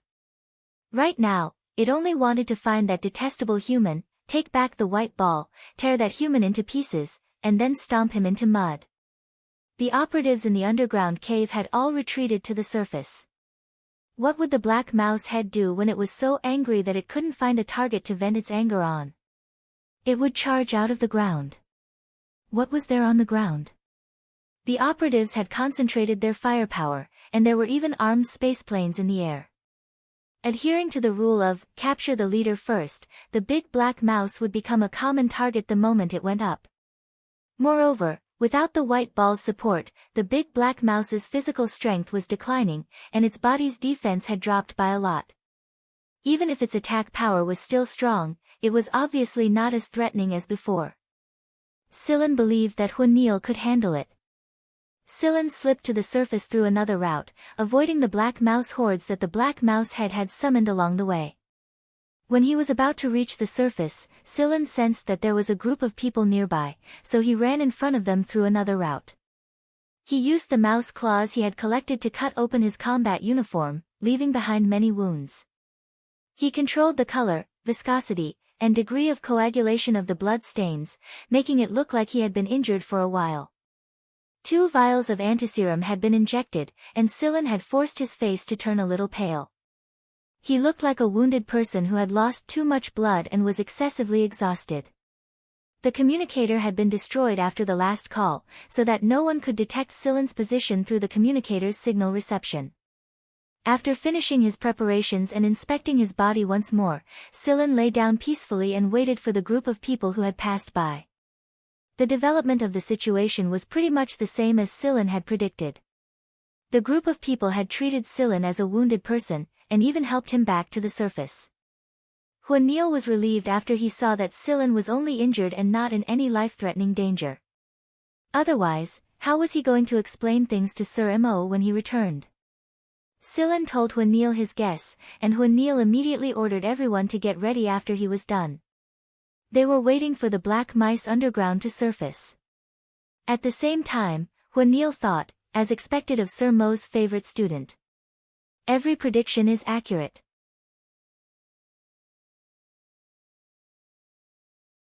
Chapter 43. Huanil had specially arranged a single room for Sillin. Not long after Sillin was sent to the medical room on the spaceplane, the sounds of intense fighting and the rumble of heavy weapons resounded from below. It would seem that the big black mouse had gone mad. Judging from the sound and the distribution of firepower, the black mice were no longer attacking in an organized manner like before. The leader's confused thinking had seriously affected their movements. "Yo, it looks like the final battle has begun," a medic who was treating Sillin's wounds said. Their tone had relaxed a little when they heard their colleagues say that the crisis was almost over. The medical reinforcement ship had already arrived at the space station outside the planet, and some emergency medicine had been sent over as well. By the time the situation here was more or less settled, the remaining medics on the ship would probably be sent over to help. "Yeah, Chief Hua has this victory in his grasp," a medic who had delivered the medicine said. The medic looked at Sillin who was lying on the bed and asked, "Are you a student too?" Sillin nodded. The medic made a strong gesture. "I heard from my comrades that all of you are pretty good. However, that academy called hard is a bit of a pity. Hard? What happened to him? Scylla was shocked. Indeed, he hadn't heard anything about Hard until now. He's in the ICU. I heard that he suffered a few claws while trying to save his teammates. He also sustained a few more injuries in the later battles. The antiserum he injected didn't work, and the rat poison had already seeped into his internal organs. I heard that he won't last much longer. The medic said regretfully. He was just a student in his teens. To them, he was just a child. It was truly commendable that he could participate in this battle bravely and not abandon his comrades under such circumstances. Scylla jumped off the bed. Which room is he in? The third emergency room from the right upstairs at the corner. Sigh, your wounds haven't, I won't die. Scylla ignored the medical staff beside him and walked out of the ward to go upstairs. Walking upstairs, without looking at the room number, Scylla saw a few soldiers with bandages standing at the door. They were probably Hard's team members. There was also a person squatting with his back against the wall, holding his head and crying hoarsely. That was Serd. At this moment, the door of the intensive care unit opened. The doctor walked out and rubbed his forehead tiredly. I'm sorry, it's still not working. The serums we've injected are all useless. He was very strong, and his obsession was very deep. It was already very good that he had been able to last until now. You guys, go take a look at him. He can hold on for 5 more minutes at most. Serd and a few of his team members practically rushed in. When they saw Hard, whose entire body was starting to turn black and fester, they rubbed their eyes, took a deep breath, and walked to Hard's side.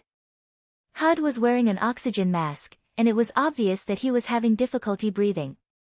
His eyes were so swollen that his original outline could not be seen clearly. Through the gaps of his slightly opened eyelids, Hud could vaguely see a few people beside him.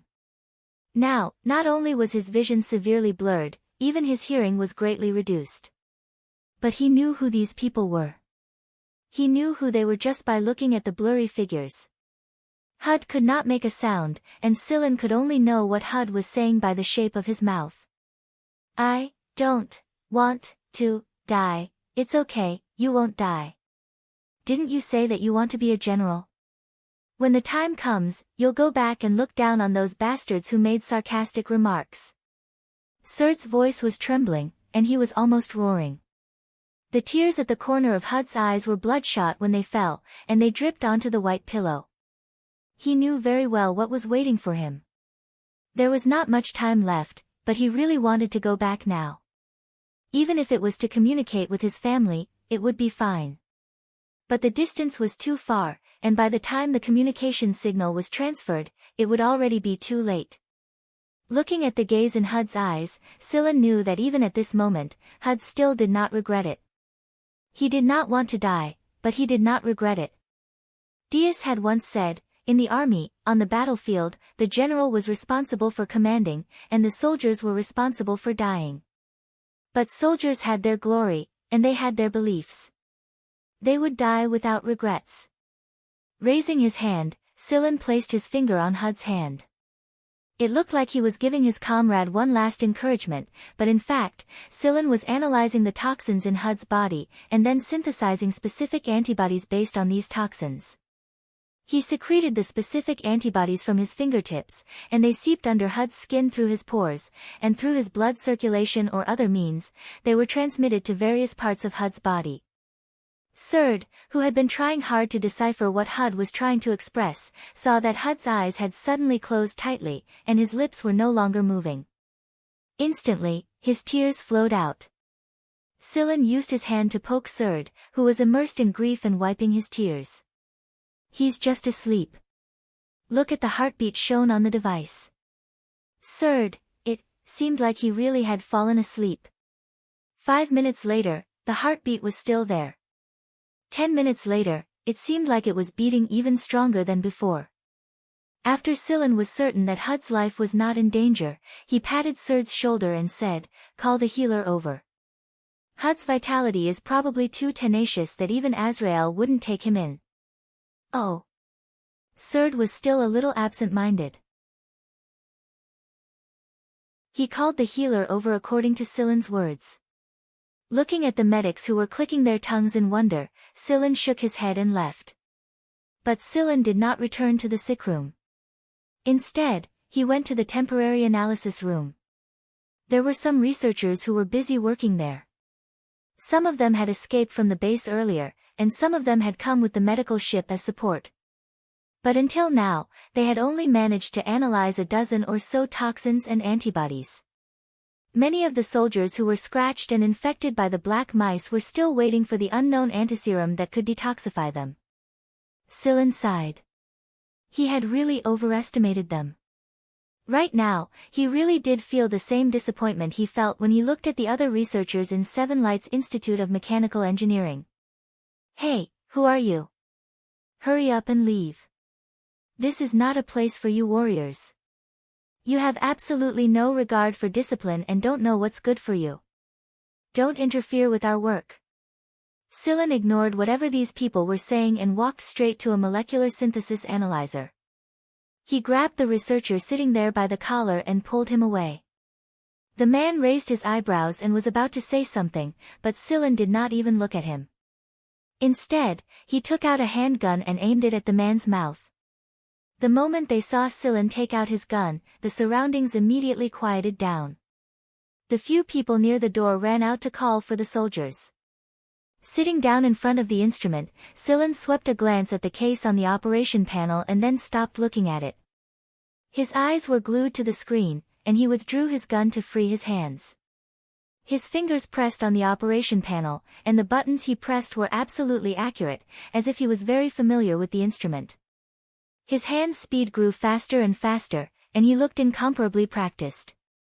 Not only that, the researchers in the room realized that the instruments in front of them had begun to operate on their own, and the analyzed data was automatically transmitted to Silen's instrument. In such a short amount of time, this bastard had actually taken control of every instrument in the analysis room. A few researchers began to criticize Silen for his nonsense. But gradually, all the researchers in the analysis room fell silent. Molecular formulae were taking shape on the screen of Silen's instrument, and the data displayed beside the rotating molecules was enough for everyone to understand that they did not have the right to make a sound right now. 1, 2, 3. They had no idea how Silen did it at all. All they could see was the molecular diagrams of almost 100 antibodies displayed on the screen.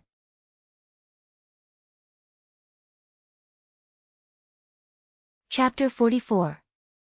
Analyzing and determining a correct antibody required more than 5 people to work at the same time, and it would take at least 3 hours. How long had it been since Silen entered the room? Less than 30 minutes. This guy had used less than 30 minutes, and it was more than 7 times more than the 50 people in the analysis room combined for more than half a day. What kind of concept was this? How many things could a person's brain process at the same time? What was the limit? The researchers did not know, because all the answers they knew were rejected by the young man in front of them.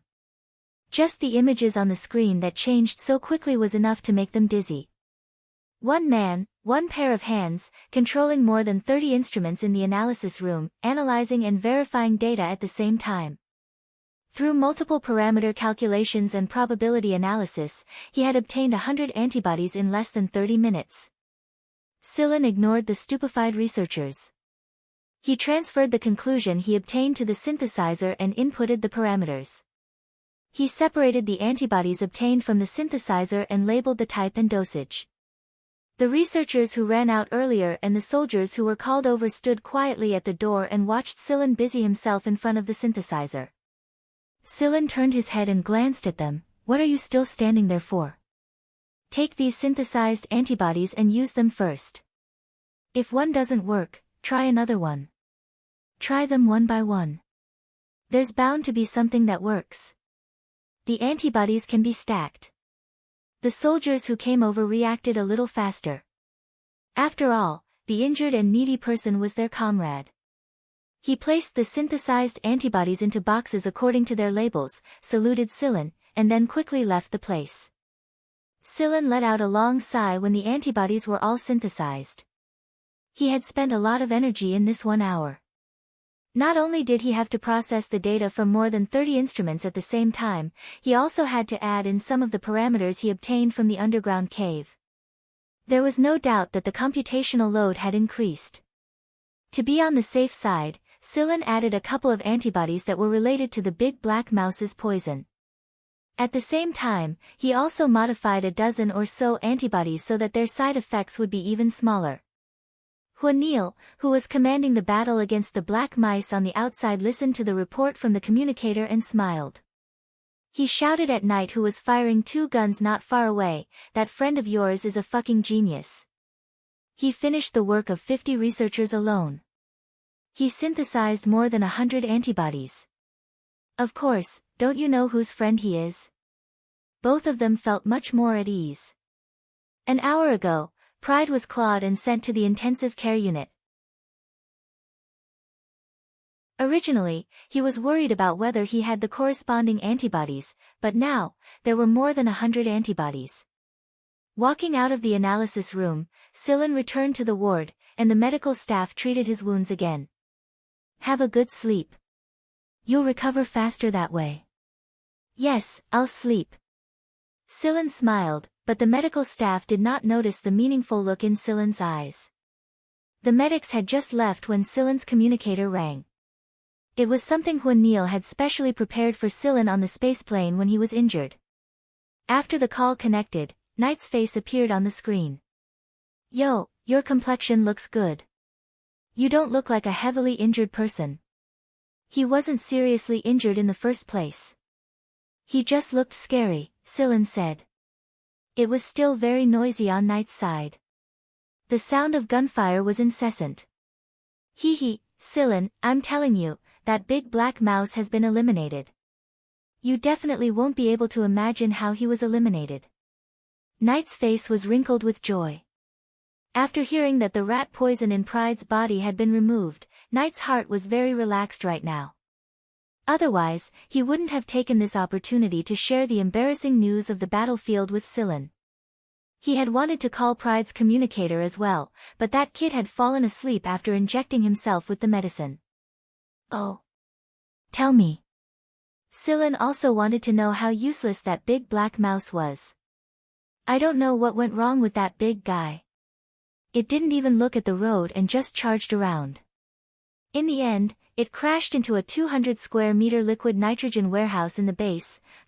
Sillin could imagine the situation at the time without Knight's explanation. The cold lethality caused by a 200 square meter liquid nitrogen warehouse was absolutely shocking.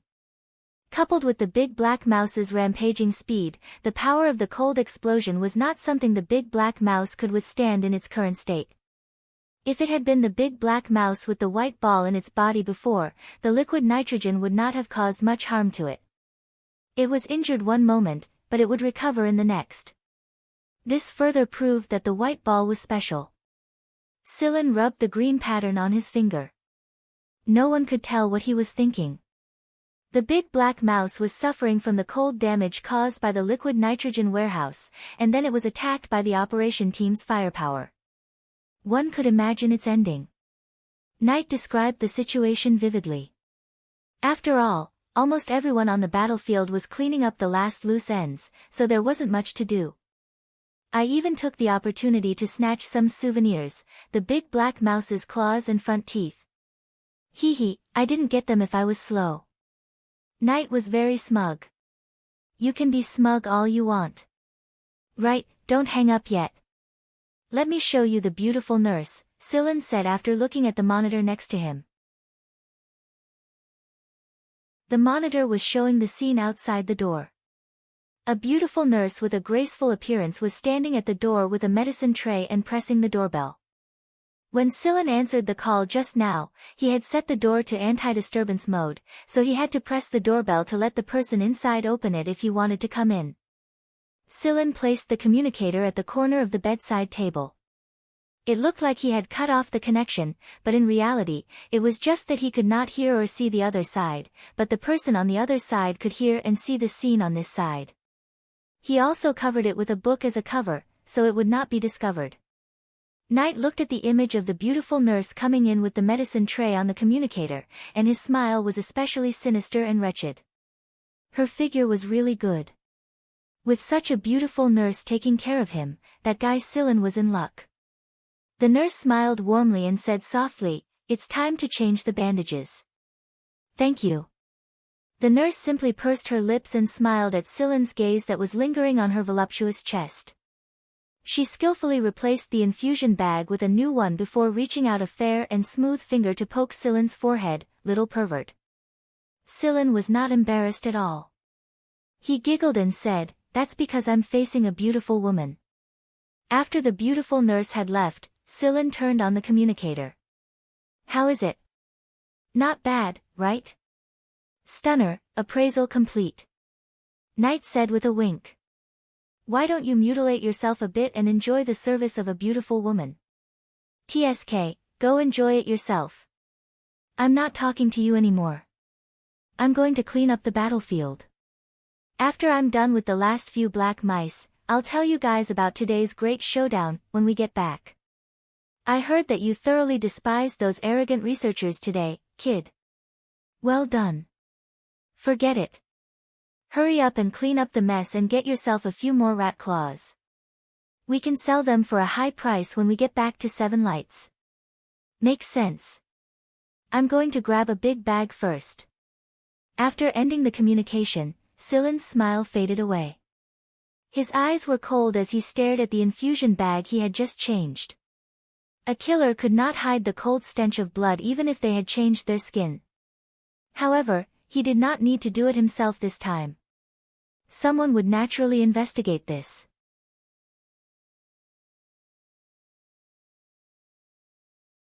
Chapter 45. Since the battle was nearing its end, the remaining medical personnel in the space station ships had been sent to the planet. The research base's protective shield had finally been opened as well, so a few nurses were assigned to every spaceplane to take care of the wounded and sick. A nurse on patrol opened the door to Sillin's ward and prepared to record the patient's body examination data. The data displayed on the instrument was normal, but when she touched Sillin's wrist, she discovered that it was ice cold. Looking at the temperature displayed on the instrument, the nurse touched Sillin's wrist and forehead. It was still ice cold, and even his pulse was almost undetectable. How could this be? The nurse panicked and hurriedly pressed the emergency alarm bell beside her. The battlefield had ended, and Neil was directing the post-battle cleanup, rescuing the wounded in the caves and other parts of the base. The waste treatment plant had also sent a message that the cleanup was complete. It was only now that Neil could be considered to have relaxed a little. But that was all. He still had a series of things to take care of after the mission was over. Compensation for the dead and wounded, mission reports and post-battle analysis were all things that he had to handle personally. Neil breathed deeply. This ordeal was finally over. Thank goodness those little devils were fine. As it turned out, Neil had relaxed too early. Just as he finished exhaling, Neil's communicator rang. Knight, who was dragging a bag full of rat claws and teeth back, saw Neil yelling into the phone from afar, "A bunch of trash, I'm coming over right now." After ending the call, Neil said something to a captain beside him and had Gerard come over to take charge of the follow-up matters.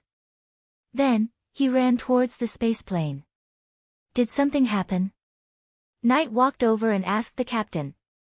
The captain did not think too much about it and said, "I think something happened to a patient on the spaceplane." Patient? There were not many people who could make Neil rush over in such a hurry without even caring about the battlefield matters. However, comrades like Gerard and a few other captains who were close to Neil were all on the battlefield. As for the patient on the spaceplane, Knight put down the bag and took out his communicator to make a call. It didn't take long before Pride's two nostrils appeared on the communicator. He said in an extremely sleepy and impatient tone, "What's all this noise about?" "I'm still sleeping. The doctor told me to rest more. If you delay my recovery, you..." Without waiting for Pride to finish, Knight cut off the call and dialed Sillin's number, but no one picked up even after a long time. Knight no longer cared about the bag of spoils of war and ran towards the spaceplane. Everything had been fine just now. What had happened? Hart's ward. Although he was lying in the intensive care unit, Hart's swollen face and eyes showed that he was recovering well. Hart was talking to Serd, and Serd was telling him what had happened. As Serd spoke, the two of them heard a commotion outside. It sounded like they were heading towards the emergency room. I wonder who it will be this time. Serd sighed. Not long after, a nurse came in and checked the infusion bag. She then took a sample from the bag and put it into the instrument in her hand for testing. Seeing that the nurse was clearly relieved, Serd asked curiously, "What's wrong?" The nurse replied with a reassuring smile, "I'm fine. You know, I can also ask the doctor directly." "Sigh, you're really fine here, but something happened to someone in the ward downstairs. We need to recheck every patient's medication." "The ward below. Who is it?" Serd asked casually. "I think it's someone called Silen. When Neil arrived at the emergency room entrance, Serd was waiting there with Hart in his wheelchair. "Why did you come out?" "You need rest the most when your injury reappears." Hart could not salute like Serd when he saw Neil. He raised his hand to salute but was stopped by Neil. He said, "I don't feel at ease lying there." Behind Neil, a person wearing a medic uniform ran over to report the situation. The data of the monitors inside the ward had been erased, the two monitors outside the ward had also been tampered with, and the instruments inside the ward had all been hacked and tampered with. That was why they did not send out any alarm when the patient's body was in danger. Most importantly, they couldn't find any suspicious people right now. Neil looked at the records on the electronic notebook and frowned deeper and deeper. Negligence. A medic came over from the drug testing room and said to Neil, "There is a highly toxic substance inside the infusion bag. According to the dosage, it can kill within half an hour, but the patient injected with this substance does not feel any discomfort at all. They will only feel more and more sleepy. Then, they will sleep until they die." The medic did not dare to say the last sentence, but everyone knew what it meant. Knight, who had rushed up to the ward downstairs when he did not see Silen, just happened to hear this. He was so angry that he pulled out his gun and pointed it at the medic's head. "Are you people eating shit? Don't you know which bag is poisonous and which is not? Didn't you do any tests?" To a warrior, they had no regrets if they died on the battlefield, but their souls would not rest in peace if they died for no reason or value. "Knight, calm down." Neil motioned for the medics to pull Knight away, but failed to grab the gun in his hand. Knight broke free from their hands and put away his gun. He took the electronic notebook Neil handed him and looked at the situation recorded on it. The monitors were tampered with and could not capture any suspicious people. Infusion bag, wait a minute. I know who changed the infusion bag. Knight turned on his communicator and pulled up the communication record. It's this woman. Nurse? Neil turned on his communicator, dialed a number and sent the video over. Investigate this woman. Not long after he disconnected, Neil's communicator rang again. Neil looked at the number. It was a special communicator from Seven Lights. Although the main mission this time was over, the follow-up work was still being handled. Normally speaking, the people from Seven Lights would not ask about it at this time. After all, it might involve military influence. Neil suddenly felt nervous when he thought of someone. He gritted his teeth and accepted the call. The image flashed, and Mo Heng's unusually kind smiling face appeared on the screen. "Oh, little nail." As expected, cold sweat poured down Neil's back like a waterfall. He had never been this nervous even when he was facing that many black mice. Elder Mo, hello." Neil's body tensed up as he saluted. Seeing Neil's reaction, Mo Heng said, "What's wrong? You're sweating all over. Why are you so nervous when you see me? Am I scarier than those mutated black mice?" Mo Heng had a better understanding of the mission here. "It's more than scarier. It's much, much scarier." Huan Niel thought in his mind, but he really did not know how to answer. But before he could, Mo Heng spoke. Something happened to Silen. How could Mo Heng not guess something from Huan Niel's reaction? But when Mo Heng said this, even Huan Niel on the other side of the communicator could feel the low pressure around Sir Mo. Sir Mo was about to flip out.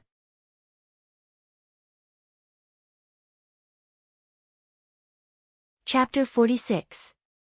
Speaking of which, Mo Heng's face turned from sunny to gloomy the moment he returned from his business trip and found the leave slip Silen had left in the workshop.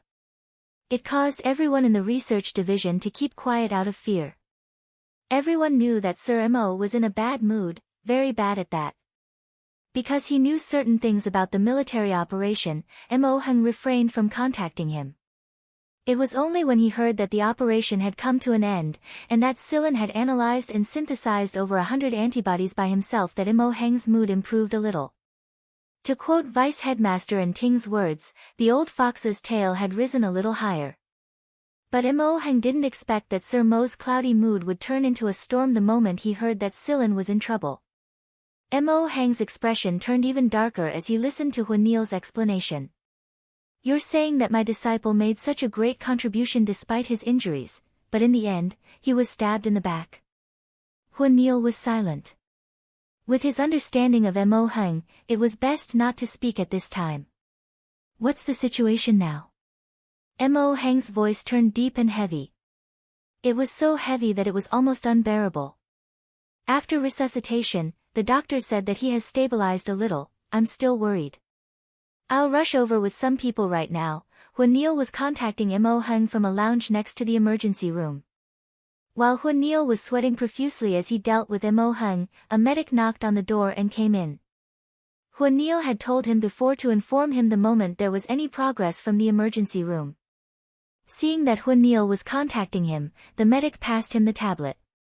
After reading the contents of the tablet, Huan Niel immediately felt a little more confident.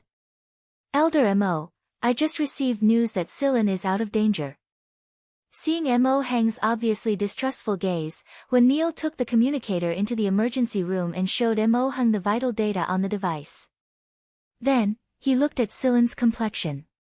It was only after a long while that Mo Heng finally believed him a little. However, he still requested that Silen be sent back to Seven Lights as soon as possible. Otherwise, Mo Heng wouldn't be at ease. I'm telling you, this old man won't bat an eyelid even if everyone in the base is fed to the rats. Their value added together is far less than my disciples. Why should others pay with their lives when they themselves are incapable of causing a major incident? Fucking pay with their lives. Why do they need someone else to wipe their ass for them? His son, General Mo Qing, was a true disciple of the old man. Back then, Huan Niel and Gerard had experienced General Mo's ruffian temperament firsthand. Once his ruffian temperament was activated, it would be hard for anyone to stop him from doing what he wanted to do. Not only that, the opinions he made were absolutely the opposite of subtlety. For a person like Mo Heng, when he was in a good mood, he would put on the appearance of an amiable senior academic, but when he got angry, he would have to pray for the best. That was the principle of a bully's temper. The world they face is big, but the world in their hearts is not necessarily big. So, when they want to protect someone, don't stop them. Huan Niel knew this very well. That was why he could only remain silent in the face of Mo Heng's outburst of extreme remarks. He would listen to them one moment and forget them the next. Otherwise, it would affect Sir Mo's amiable image when it got out. It was a good thing that he had asked all the medical personnel to leave when he came in. Otherwise, there's no point in talking about it. After giving Huan Niel a few more instructions, Mo Heng finally disconnected reluctantly. However, Huan Niel had to report to Mo Heng about Silen's situation every hour, or Mo Heng would personally rush over with his men. There was no way Huan Niel would dare trouble Sir Mo. After disconnecting, Mo Heng's expression didn't look much better. Ever since he decided to accept Silen as his direct disciple, he had investigated the Duan's family. He knew about the dirty tricks and dirty dealings within the family. The Duance family's influence in the 10 trade sectors could be considered great, but it was completely useless to Mo Hung. Mo Hung looked at a person's ability, not their background or the benefits brought by their identity. He even hoped that Silin could leave the Duance family. It would be best if he didn't have any background at all, so that he wouldn't be caught in those dirty fights. However, now that something like this had happened, Mo Hung wouldn't just stand by and watch his disciple suffer. Someone had to pay the price. Although Mo Hung was in the academic field, in fact, the old man also had a heart of iron and blood. Just look at General Mo Qing. To be able to teach a person like General Mo, how could the old man be a soft-hearted person? Mo Hung adjusted the signal transmission code on his communicator and dialed a number. Some people had stretched their hands too far. They had gotten used to running amok in the 10 trade sectors, so they didn't know how big the universe was. Huanil, Knight and the others began to track down the culprit. It didn't take long before they heard that the woman had committed suicide by injecting cyanide into the medicine warehouse.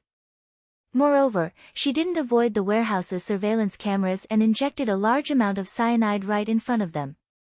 She had no way to live after failing her mission and exposing herself. She couldn't understand why Silin was still alive even at the moment of her death. It had been so long since the injection, but he was still alive. How did this woman sneak into the medical ship? And who was covering for her?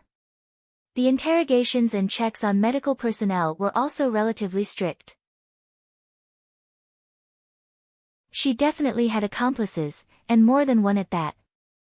It could be a soldier, it could be a researcher, it could be a medical personnel. Huanil also knew the complexity of the situation. When he recalled the promise he made to Mo Hung immediately decided to have the ship send the wounded back to Seven Lights first.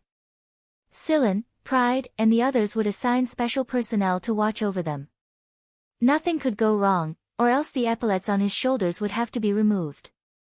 While everyone was busy, Silin's mind was very clear even though he was asleep.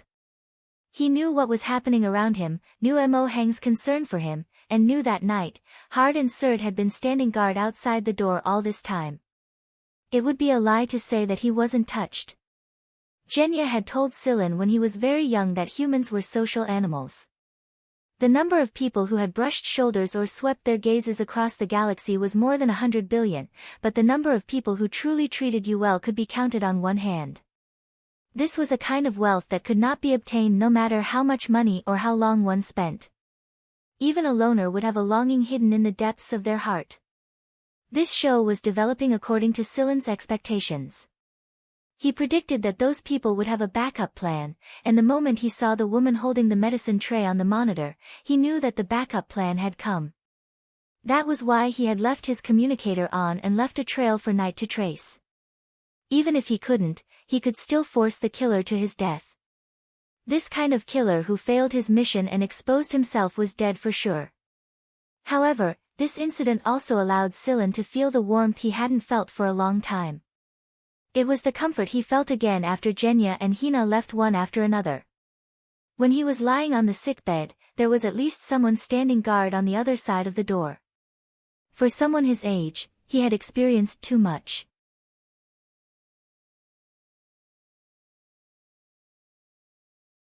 Chapter 47. On the airship, Silin, Pride and Hard were arranged to stay in the same sickroom. Surd and Knight were also in the same sickroom. Although Knight wasn't injured, Huanil still arranged for him to go back first. Knight had no objections to this, and he felt a bit more at ease guarding the sickroom himself in case another assassination attempt occurred. Since the matter had come to an end, Silin recovered very quickly. Right now, the 5 of them were chatting in the room. 3 were lying down, 2 were sitting, and 3 were lying down. Surd was peeling fruits, and Knight was narrating the news he had just heard. I heard that the big black mouse had doubled its chromosomes after mutation, and produced a batch of little black mice asexually. The form is just like the queen and drones of bees. But I don't know the specifics, so people from other research bases went over to study it together.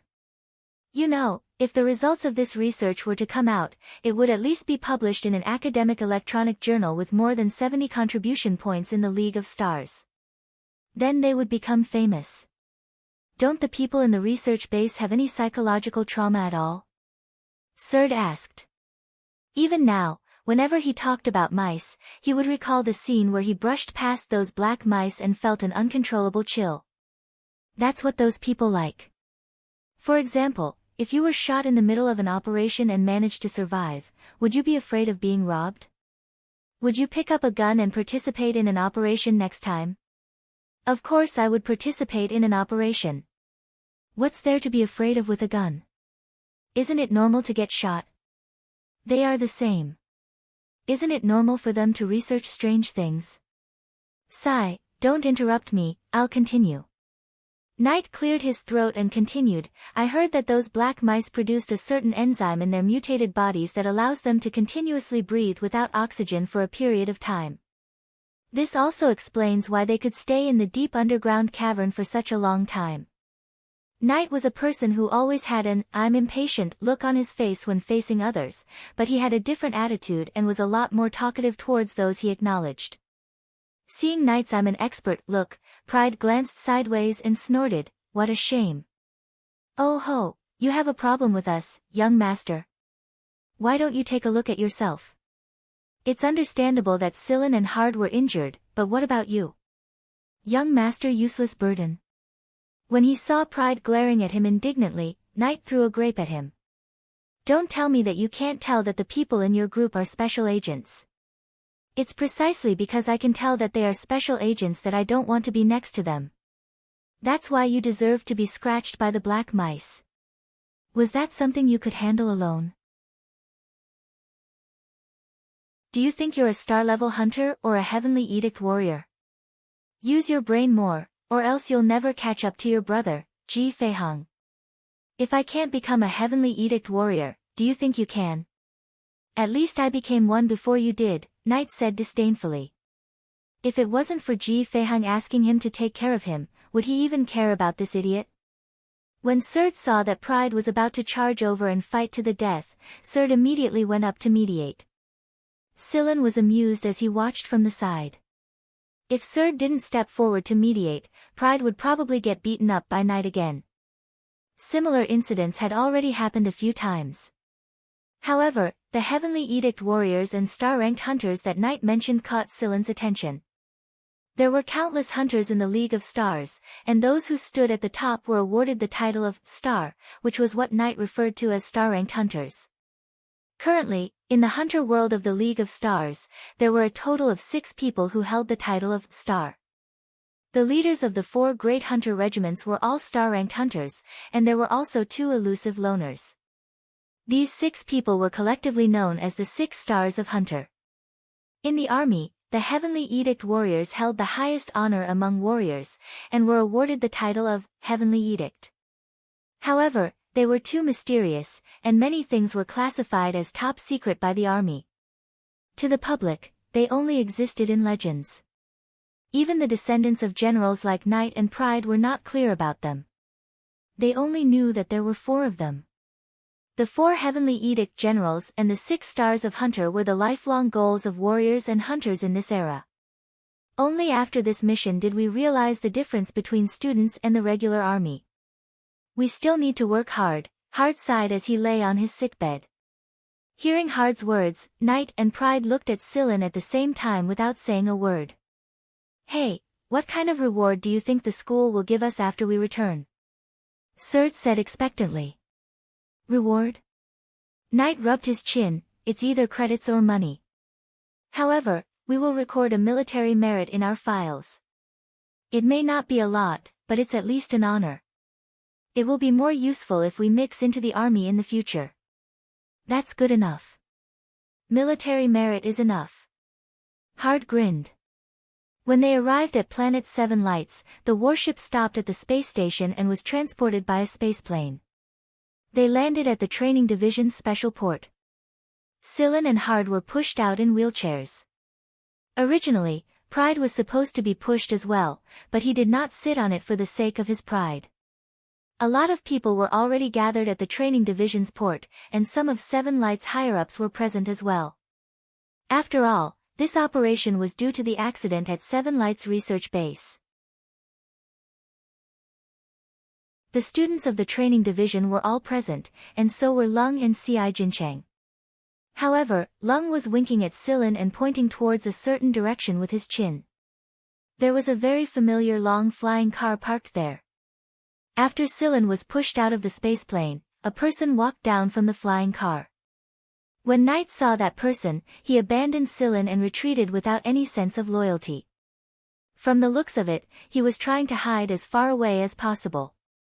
When Silin saw the newcomer, the corner of his lips twitched. "Why are you here?" Mo Hung looked at Silin seriously from head to toe with a stern face.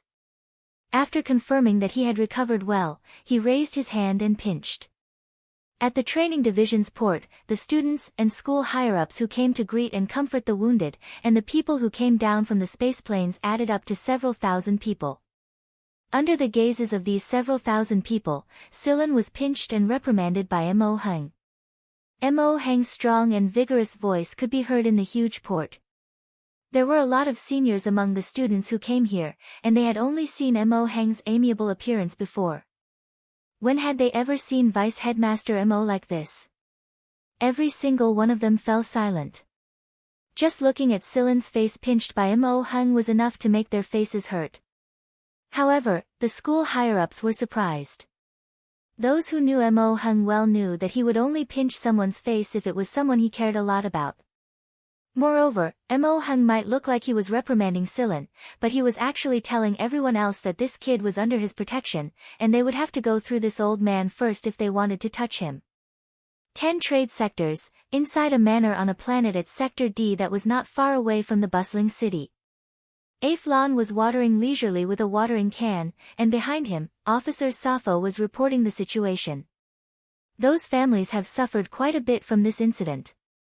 The military's seizure of supplies, the government's sudden investigation, the termination of business partnerships, and even the famous academics who were invited as guests have changed their minds. Aflon did not react much to the report. After he was done watering, he put down the watering can and wiped his hands with a towel Safo passed to him. Then, he said, "Triple his bounty this time." Yes. Then, the person responsible for contacting Seven Lights, follow the original plan. All right, I'll get to it right away.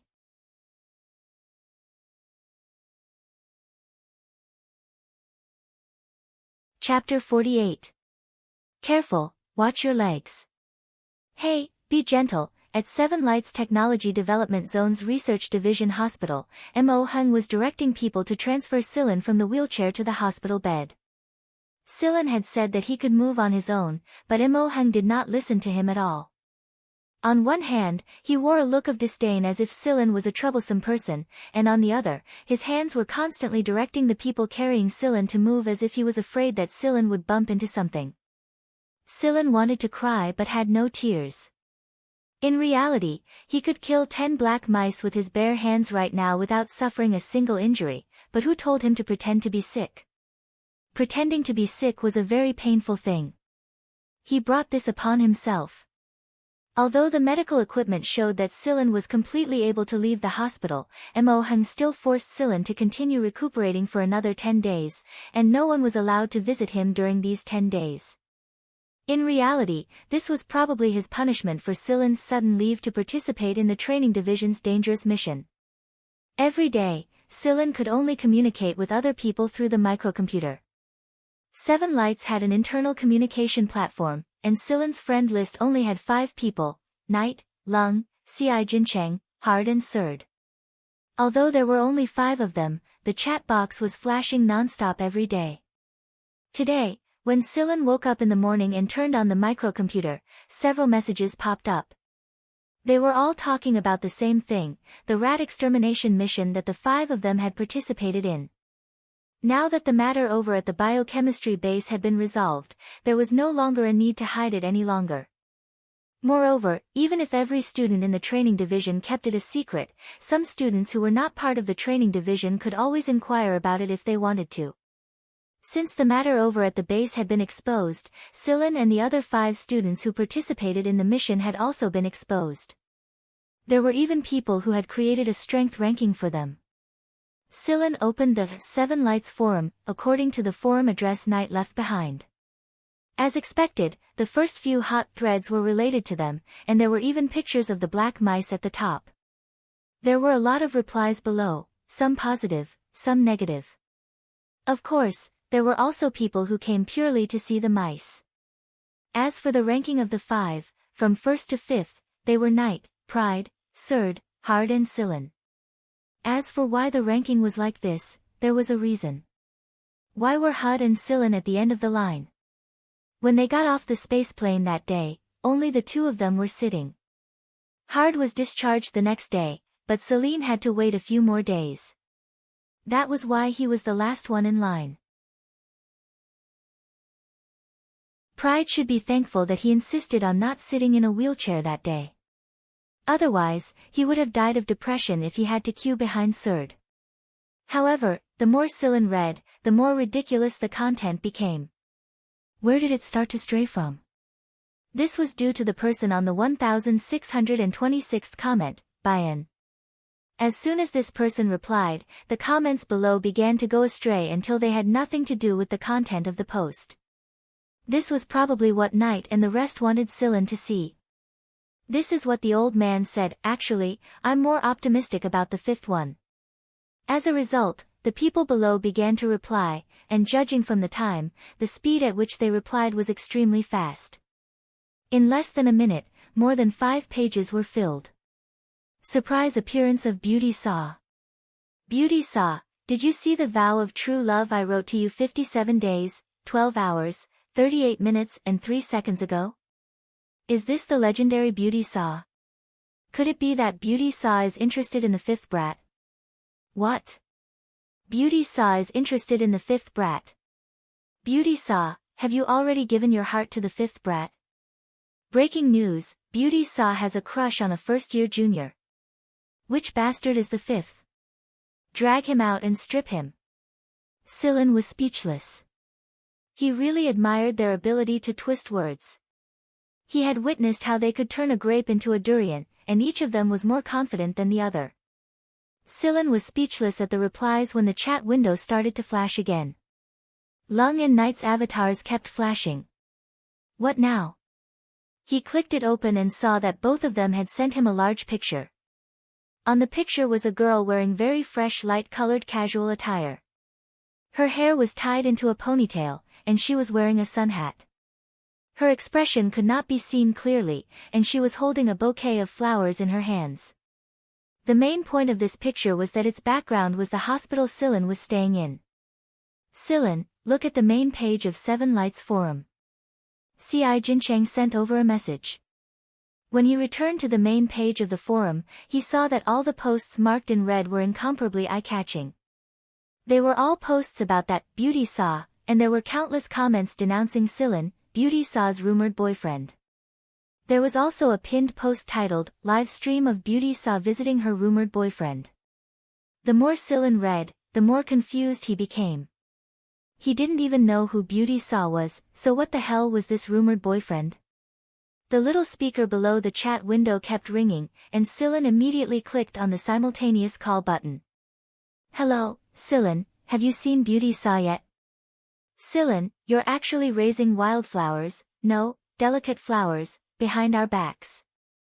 There's an adultery going on, we demand the truth. While the 2 big mouths, Lung and Knight, were quarreling, the door to Silen's ward opened with a beep. The medical robot walked in, and behind it was the Beauty Saw that Silen saw on the picture. Hi, Aunt Silen. The newcomer revealed a cheerful smile and greeted him generously. Oh, it's Beauty Saw. The voices on the other side came to an abrupt halt, because Silen had turned off the microcomputer directly and looked at the newcomer. At the same time, Lung, who was at the trade zone, and Knight, who was at the training division, were hopping mad. Silen actually dared to turn off the microcomputer. Could it be that he was going to do something he loved? The duo's thoughts had already begun to diverge. Allow me to introduce myself. I'm Gallo Teresa, 5th year, from the Research Division's Design Institute. She wasn't seductive, but carried a kind of refreshing beauty. Her every move gave off a feeling of magnanimity, and she was very approachable. This was everyone's first impression of Teresa. Cylon did not know who the others were referring to as Beauty Saw, but he knew the name, Teresa. There were introductions of famous people in 7 Lights in the school's handbook, and Teresa was one of them. Teresa was a famous talented girl from the Research Division's Design Institute.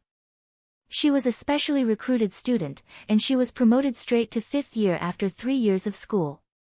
She studied under 7 Lights' famous Her Majesty and the wife of 7 Lights Institute's headmaster, Professor Lin, old Madam Lin. Professor Lin and Mo Hung were old acquaintances, so it was no wonder that Mo Hung allowed her to come in. Is Professor Lin's project done?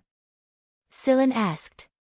He had heard from Ling Long that Queen Lin was going on a business trip to Sector A for a project. From the looks of it, Teresa must have gone with Queen Lin. Teresa put the flower in her hand into a vase at the side. Yeah, we just came back today as well.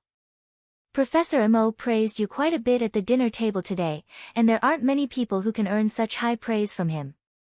Celine shrugged his shoulders and did not comment. Glancing at the microcomputer next to Cylon, Teresa smiled and said, I've been gone for a long time. I saw your post while browsing the 7 Lights forum today, so I casually replied to it. I didn't expect the reaction to be so big though. But senior sister, you don't look sorry at all. Hee hee. Teresa did not deny it either. After chatting casually for a while, Teresa stood up and bid farewell. It had been a while since she left 7 Lights for the project, and old Madam Lin was still waiting to deal with some trivial matters in 7 Lights. She could not stay here any longer. Thank you for coming to visit, senior sister. I'll treat you to a meal after I'm discharged. Alright, I'll be waiting. Less than 5 minutes had passed since Teresa entered the hospital until she left, but the 7 Lights forum was already in an uproar. Although there was only a picture of Teresa entering and leaving the hospital, just this alone was enough to make everyone's imagination roam. Then, someone used some unknown method to confirm that Teresa had indeed gone to Cylon's ward. As a result, the entire 7 Lights forum boiled over. However, Cylon did not pay any attention to them. After Teresa had left, Cylon flipped his hand open. It was a debit card. Teresa had patted Cylon's shoulder before she left, and it was also at that time that she had passed the card to Cylon. No wonder he kept feeling that something was amiss. So the contact person was her. This was also why Cylon had said that he would treat her to a meal after Teresa had left the hospital. Cylon smiled meaningfully. Other than knowing that she was the contact person, Cylon had also discovered a secret. As expected of a strong competitor for the Duance family's successor, Aflon had hidden himself well.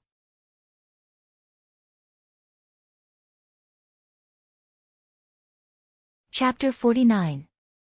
Cylon was finally allowed to leave the hospital by Mo Hung, and he even wrote a touching and incisive 10,000-word self-criticism. But in the 10,000-word self-criticism, there wasn't a single sentence such as never again. That Mo Hung really wanted to read. In Mo Hung's words, this was a machine without a core component. One word, trash. However, although the self-criticism was a little trash, Mo Hung still framed it and hung it in his office. Every time Cylon went over to submit a mission, Mo Hung would point at the self-criticism on the wall and blah blah blah blah. Of course, this was a story for another time. When Cylon left the hospital and returned to the hostel, the door behind him was closed the moment he entered. There were 3 chairs in the living room, and 3 people were sitting on them. They were in the posture of a tripartite hearing.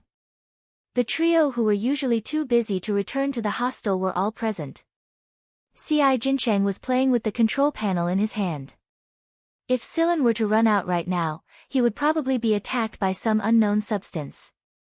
Knight was moving his wrists and pressing his fingers loudly. Lung was smiling wickedly at the side. Severe punishment for confessing, or resistance to streaking. Choose one. Sillin looked at the trio, calmly dragged over a chair and sat down facing them. I choose C, you bastard. The trio rushed up and pressed Sillin down, strangling him. Hurry up, what's your relationship with Beauty Saw? Beauty Saw's supporters are already at our doorstep. Look, they even threw rotten eggs. Lung pointed at a yellow spot at the window and complained. Bullshit, there's actually someone in Seven Lights who dares to bully you? That was obviously thrown out when you were trying to fry an egg. There's even oil on it, don't think I don't know. Be gentler, my neck is going to break if you keep strangling me. I'll talk, alright? After finally freeing his neck and catching his breath, Sillin explained the cause and effect. A long while later, Knight asked suspiciously, is it really because of Professor Mo and Professor Lin that she knows about you? Ask her if you don't believe me. Lung looked thoughtful, so you're saying that you're the closest to the water, right? It's the right time, the right place, and the right people. If you still can't get it, you'll be too weak. Knight also came over mysteriously. What did you guys do in those 5 minutes? Chatting. What else? Still chatting. After trying hard to discern Sillin's facial expressions, the three of them said in disappointment, what a talent.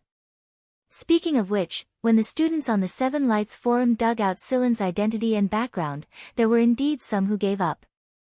In terms of looks, Sillin was certainly not bad. His temperament would definitely make people's eyes light up. In terms of status and background, he was a member of the Duance family, and his father, A Flan, was on the rise recently, and the position of heir was not far away. At that time, he would be the crown prince of the Duance family. Other than some forces in sectors A, B, and C, there really weren't many forces that could surpass the Duance family. In terms of talent and learning, he was Elder Mo's student. How could he have become Elder Mo's student if he didn't have some ability? In terms of strength, there was no need to even mention this guy. He had carried guns and killed rats before, and his individual combat strength was ranked top 5 in the training division. How could he compare? Therefore, more people were inclined towards watching the show and gossiping. The next day, Sillin took his hoverboard and prepared to go out. The trio eating breakfast looked at him at the same time. Today is the weekend. There's no class. I'm treating Teresa to a meal today. Sillin was fairly frank. Fuck. Animal. The trio took out a bunch of tools the moment Sillin's front foot left the hoverboard. Reception is normal.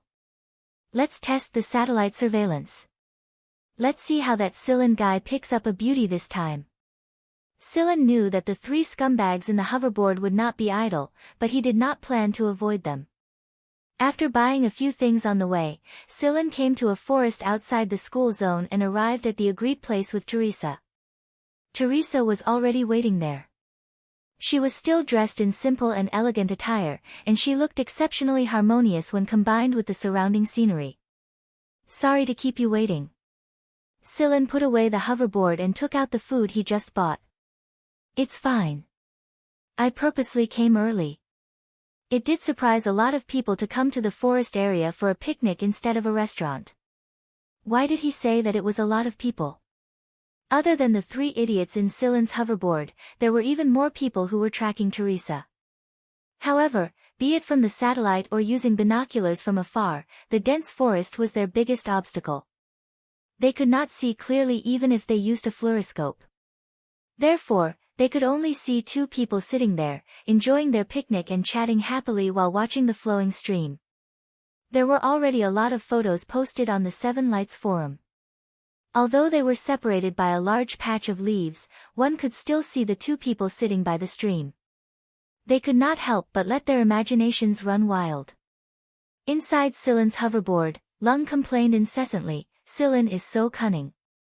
He actually went to such a remote place. The image is blocked by the leaves. We really should install a bug on that guy. Of course, Lung was only saying it casually. They also knew that there was a limit to everything. Moreover, C.I. Jincheng was the one who threw the tracker into Silen's bag in broad daylight, and Silen did not say anything about it. This proved that he was not trying to hide his tracks at all. They must be talking about a beautiful life and a romantic future. Many people thought so, but in reality, the topic Silen and Teresa were talking about had absolutely nothing to do with romance. Since this incident dealt a huge blow to the opponent, Mr. Duan's Aflon has paid 3 times the reward. I believe that it will not be any less for the next 2 months. Teresa said. My mentor, Professor Mo, has taken action. Not only that, your 3 roommates have all taken action. The military, business, government and academia have all given some pressure. I heard that the assassin organization has also been put on a wanted list, and they have been thinking of taking revenge on their sugar daddy recently. Silen smiled when he heard this, and said nothing. Although the suppression from many sides will make those people restrain themselves a little, Mr. Aflon told me to tell you that some people from the Duance family might take this opportunity to make a move. This way, they can shift the blame onto those unlucky bastards, so you should be careful for the time being. However, I think that Mr. Aflon is worrying too much. With your abilities, there is absolutely no problem for you to deal with these people. You really think highly of me. Silen turned his head to look at that little stream. Unlike the purely man-made streams of planet Brown Earth, this place had a beauty that leaned towards nature. There was even a crab under that rock. When he was young, he would often go to the stream that was slightly further away from the slums to play with Hina, but there was nothing else there other than rocks and water. Hina even said that there was no life in that stream, and that if she could one day see an overflowing stream with all kinds of little fishes, prawns and crabs on TV, she would definitely be very happy. Silen touched the pendant hanging in front of his chest inside his clothes. Do you see it? Hina, there are crabs here. This stream is alive, and we will see even more lively streams in the future. Who are you thinking of? Teresa asked. In that instant just now, the gentleness in Silen's eyes seemed to be able to drown a person in it. I'm thinking of crabs. Silen stretched his back. Is there anything else? No. I'll tell you when I receive news in the future. As long as you remember the payment. You will absolutely not be left out of this. Let's end our meeting here. I see that you're getting impatient as well. Let's give each other a goodbye kiss before we leave. When she was done, Teresa leaned forward and leaned towards Silen. On the screens of many 7 Lights students, they saw Beauty Saw and Silen lean towards each other. The distance between them grew closer and closer, and then, fuck. The tree leaves blocked it. Lung pointed at the tree leaves that blocked the screen and said angrily, I'll give anyone who cuts down that bastard tree 100 million. At the same time, in another room, Ling Long crushed the 5th microcomputer of the day. Everyone knew that the duo had kissed. Did they really kiss? It was true. But, it was just the face. Teresa had only kissed Silen's face, but due to the effect of the tree leaves, everyone took it for granted. Teresa's grasp of the angle was very good. She knew exactly which direction they would be monitored from. After cleaning up the things on the ground, Silen displayed his hoverboard. Teresa pressed the key button, and a flying car flew up not far away. Its color turned from green to white. It was the camouflage color she used earlier. Do you need a ride? Teresa asked as she sat inside the car. No thanks. It was a pleasure doing business with you. Remember the payment. It was a pleasure doing business with you. Both parties left in 2 different directions. However, Silen flew along the stream for a while longer, and not many people paid attention to him anymore. Knight and the others also opened the forum and looked at the posts. The entire 7 Lights forum was filled with hot posts regarding Silen and Teresa. There were pictures and the truth. The moment Silen entered the room, Knight and Lung threw down their microcomputers and ran towards him. Kid, hurry up and tell us the crucial part of today's, fuck, crabs, where did you get these crabs? They're so fresh.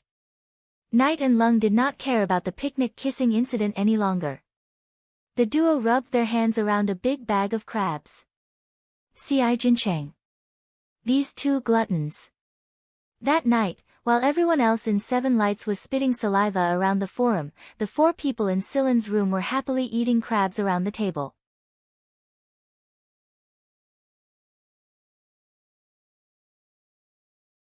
Chapter 50. The shisha incident may have caused quite a stir, but it only lasted for a few days before it was completely overshadowed by another matter. The sector championship was about to begin. What was a sector championship?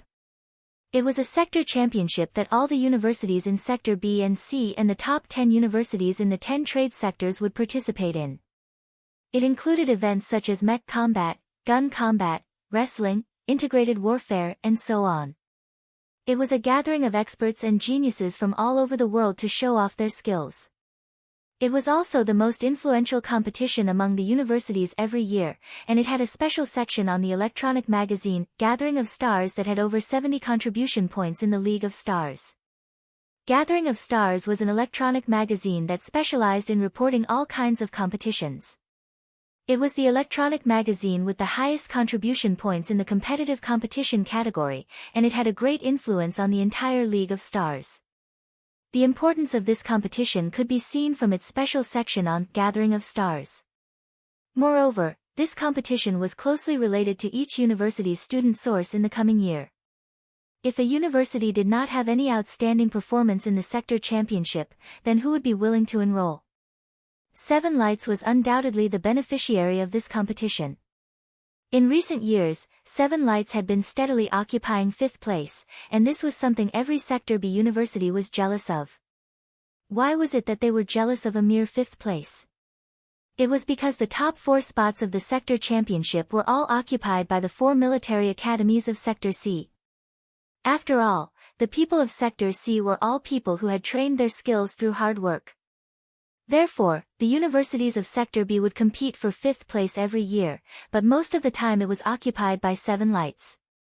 That was why Seven Lights had the honor and reputation it had today.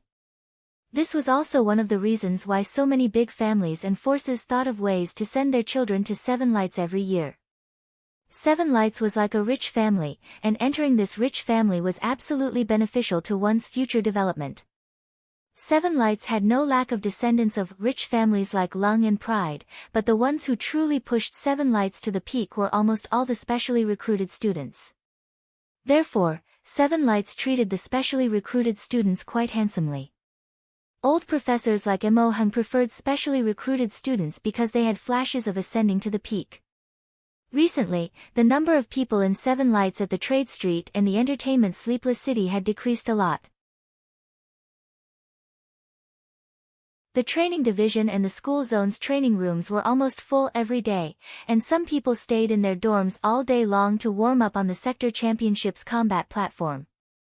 The Sector Championship's combat platform was only opened a month before the Sector Championship, and it would shut down after the Sector Championship. The Sector Championship battle platform had training grounds for all kinds of competitions. Although it was only a virtual area, some training grounds would still be full, and those who wanted to train would have to queue up. In fact, apart from the final integrated battle, which was a real battle, the rest of the Sector Championships matches were all conducted on the Sector Championships battle platform. However, because the sensors would reflect the physical conditions of the contestants onto the platform, the virtual characters on the battle platform were actually not much different from the physical conditions of real people in reality. Therefore, physical training was also a must. There were no special criteria to qualify to participate in the Sector Championship. Students from the 1st to the 4th grade could participate, but those from the 5th, 6th, and 7th grade could not. In reality, they could only be considered as half students. For those who continued to pursue their studies, they were already considered as half professionals, and thus could not participate in the Sector Championship. For example, the military academies in Area C or the universities in the 10 trade zones only had 4 grades. For the sake of fairness, the students of Sector B who are pursuing their studies do not have the right to participate in this tournament. It could be said that Knight had been looking forward to this match for a long time. He was full of ambition, and his heart was set on knocking those people out of the military academy to appease his hatred for not being able to enter the military academy. For the past few days, Knight had almost never left his room. He had set up a special storage cabinet in his bedroom, and he would eat whenever he was hungry. After he was done eating, he would continue to fight on the sector championships platform. He even wished he could hug the sensors to sleep. Registering an account on the sector championships platform required a 7 lights card as identification, and each student could only have one account. Therefore, the 2nd, 3rd, and 4th grade students already had accounts, and their accounts would only be erased after graduation. There were no classes scheduled during the sector championship, and even if there were classes, Silen could choose not to attend them.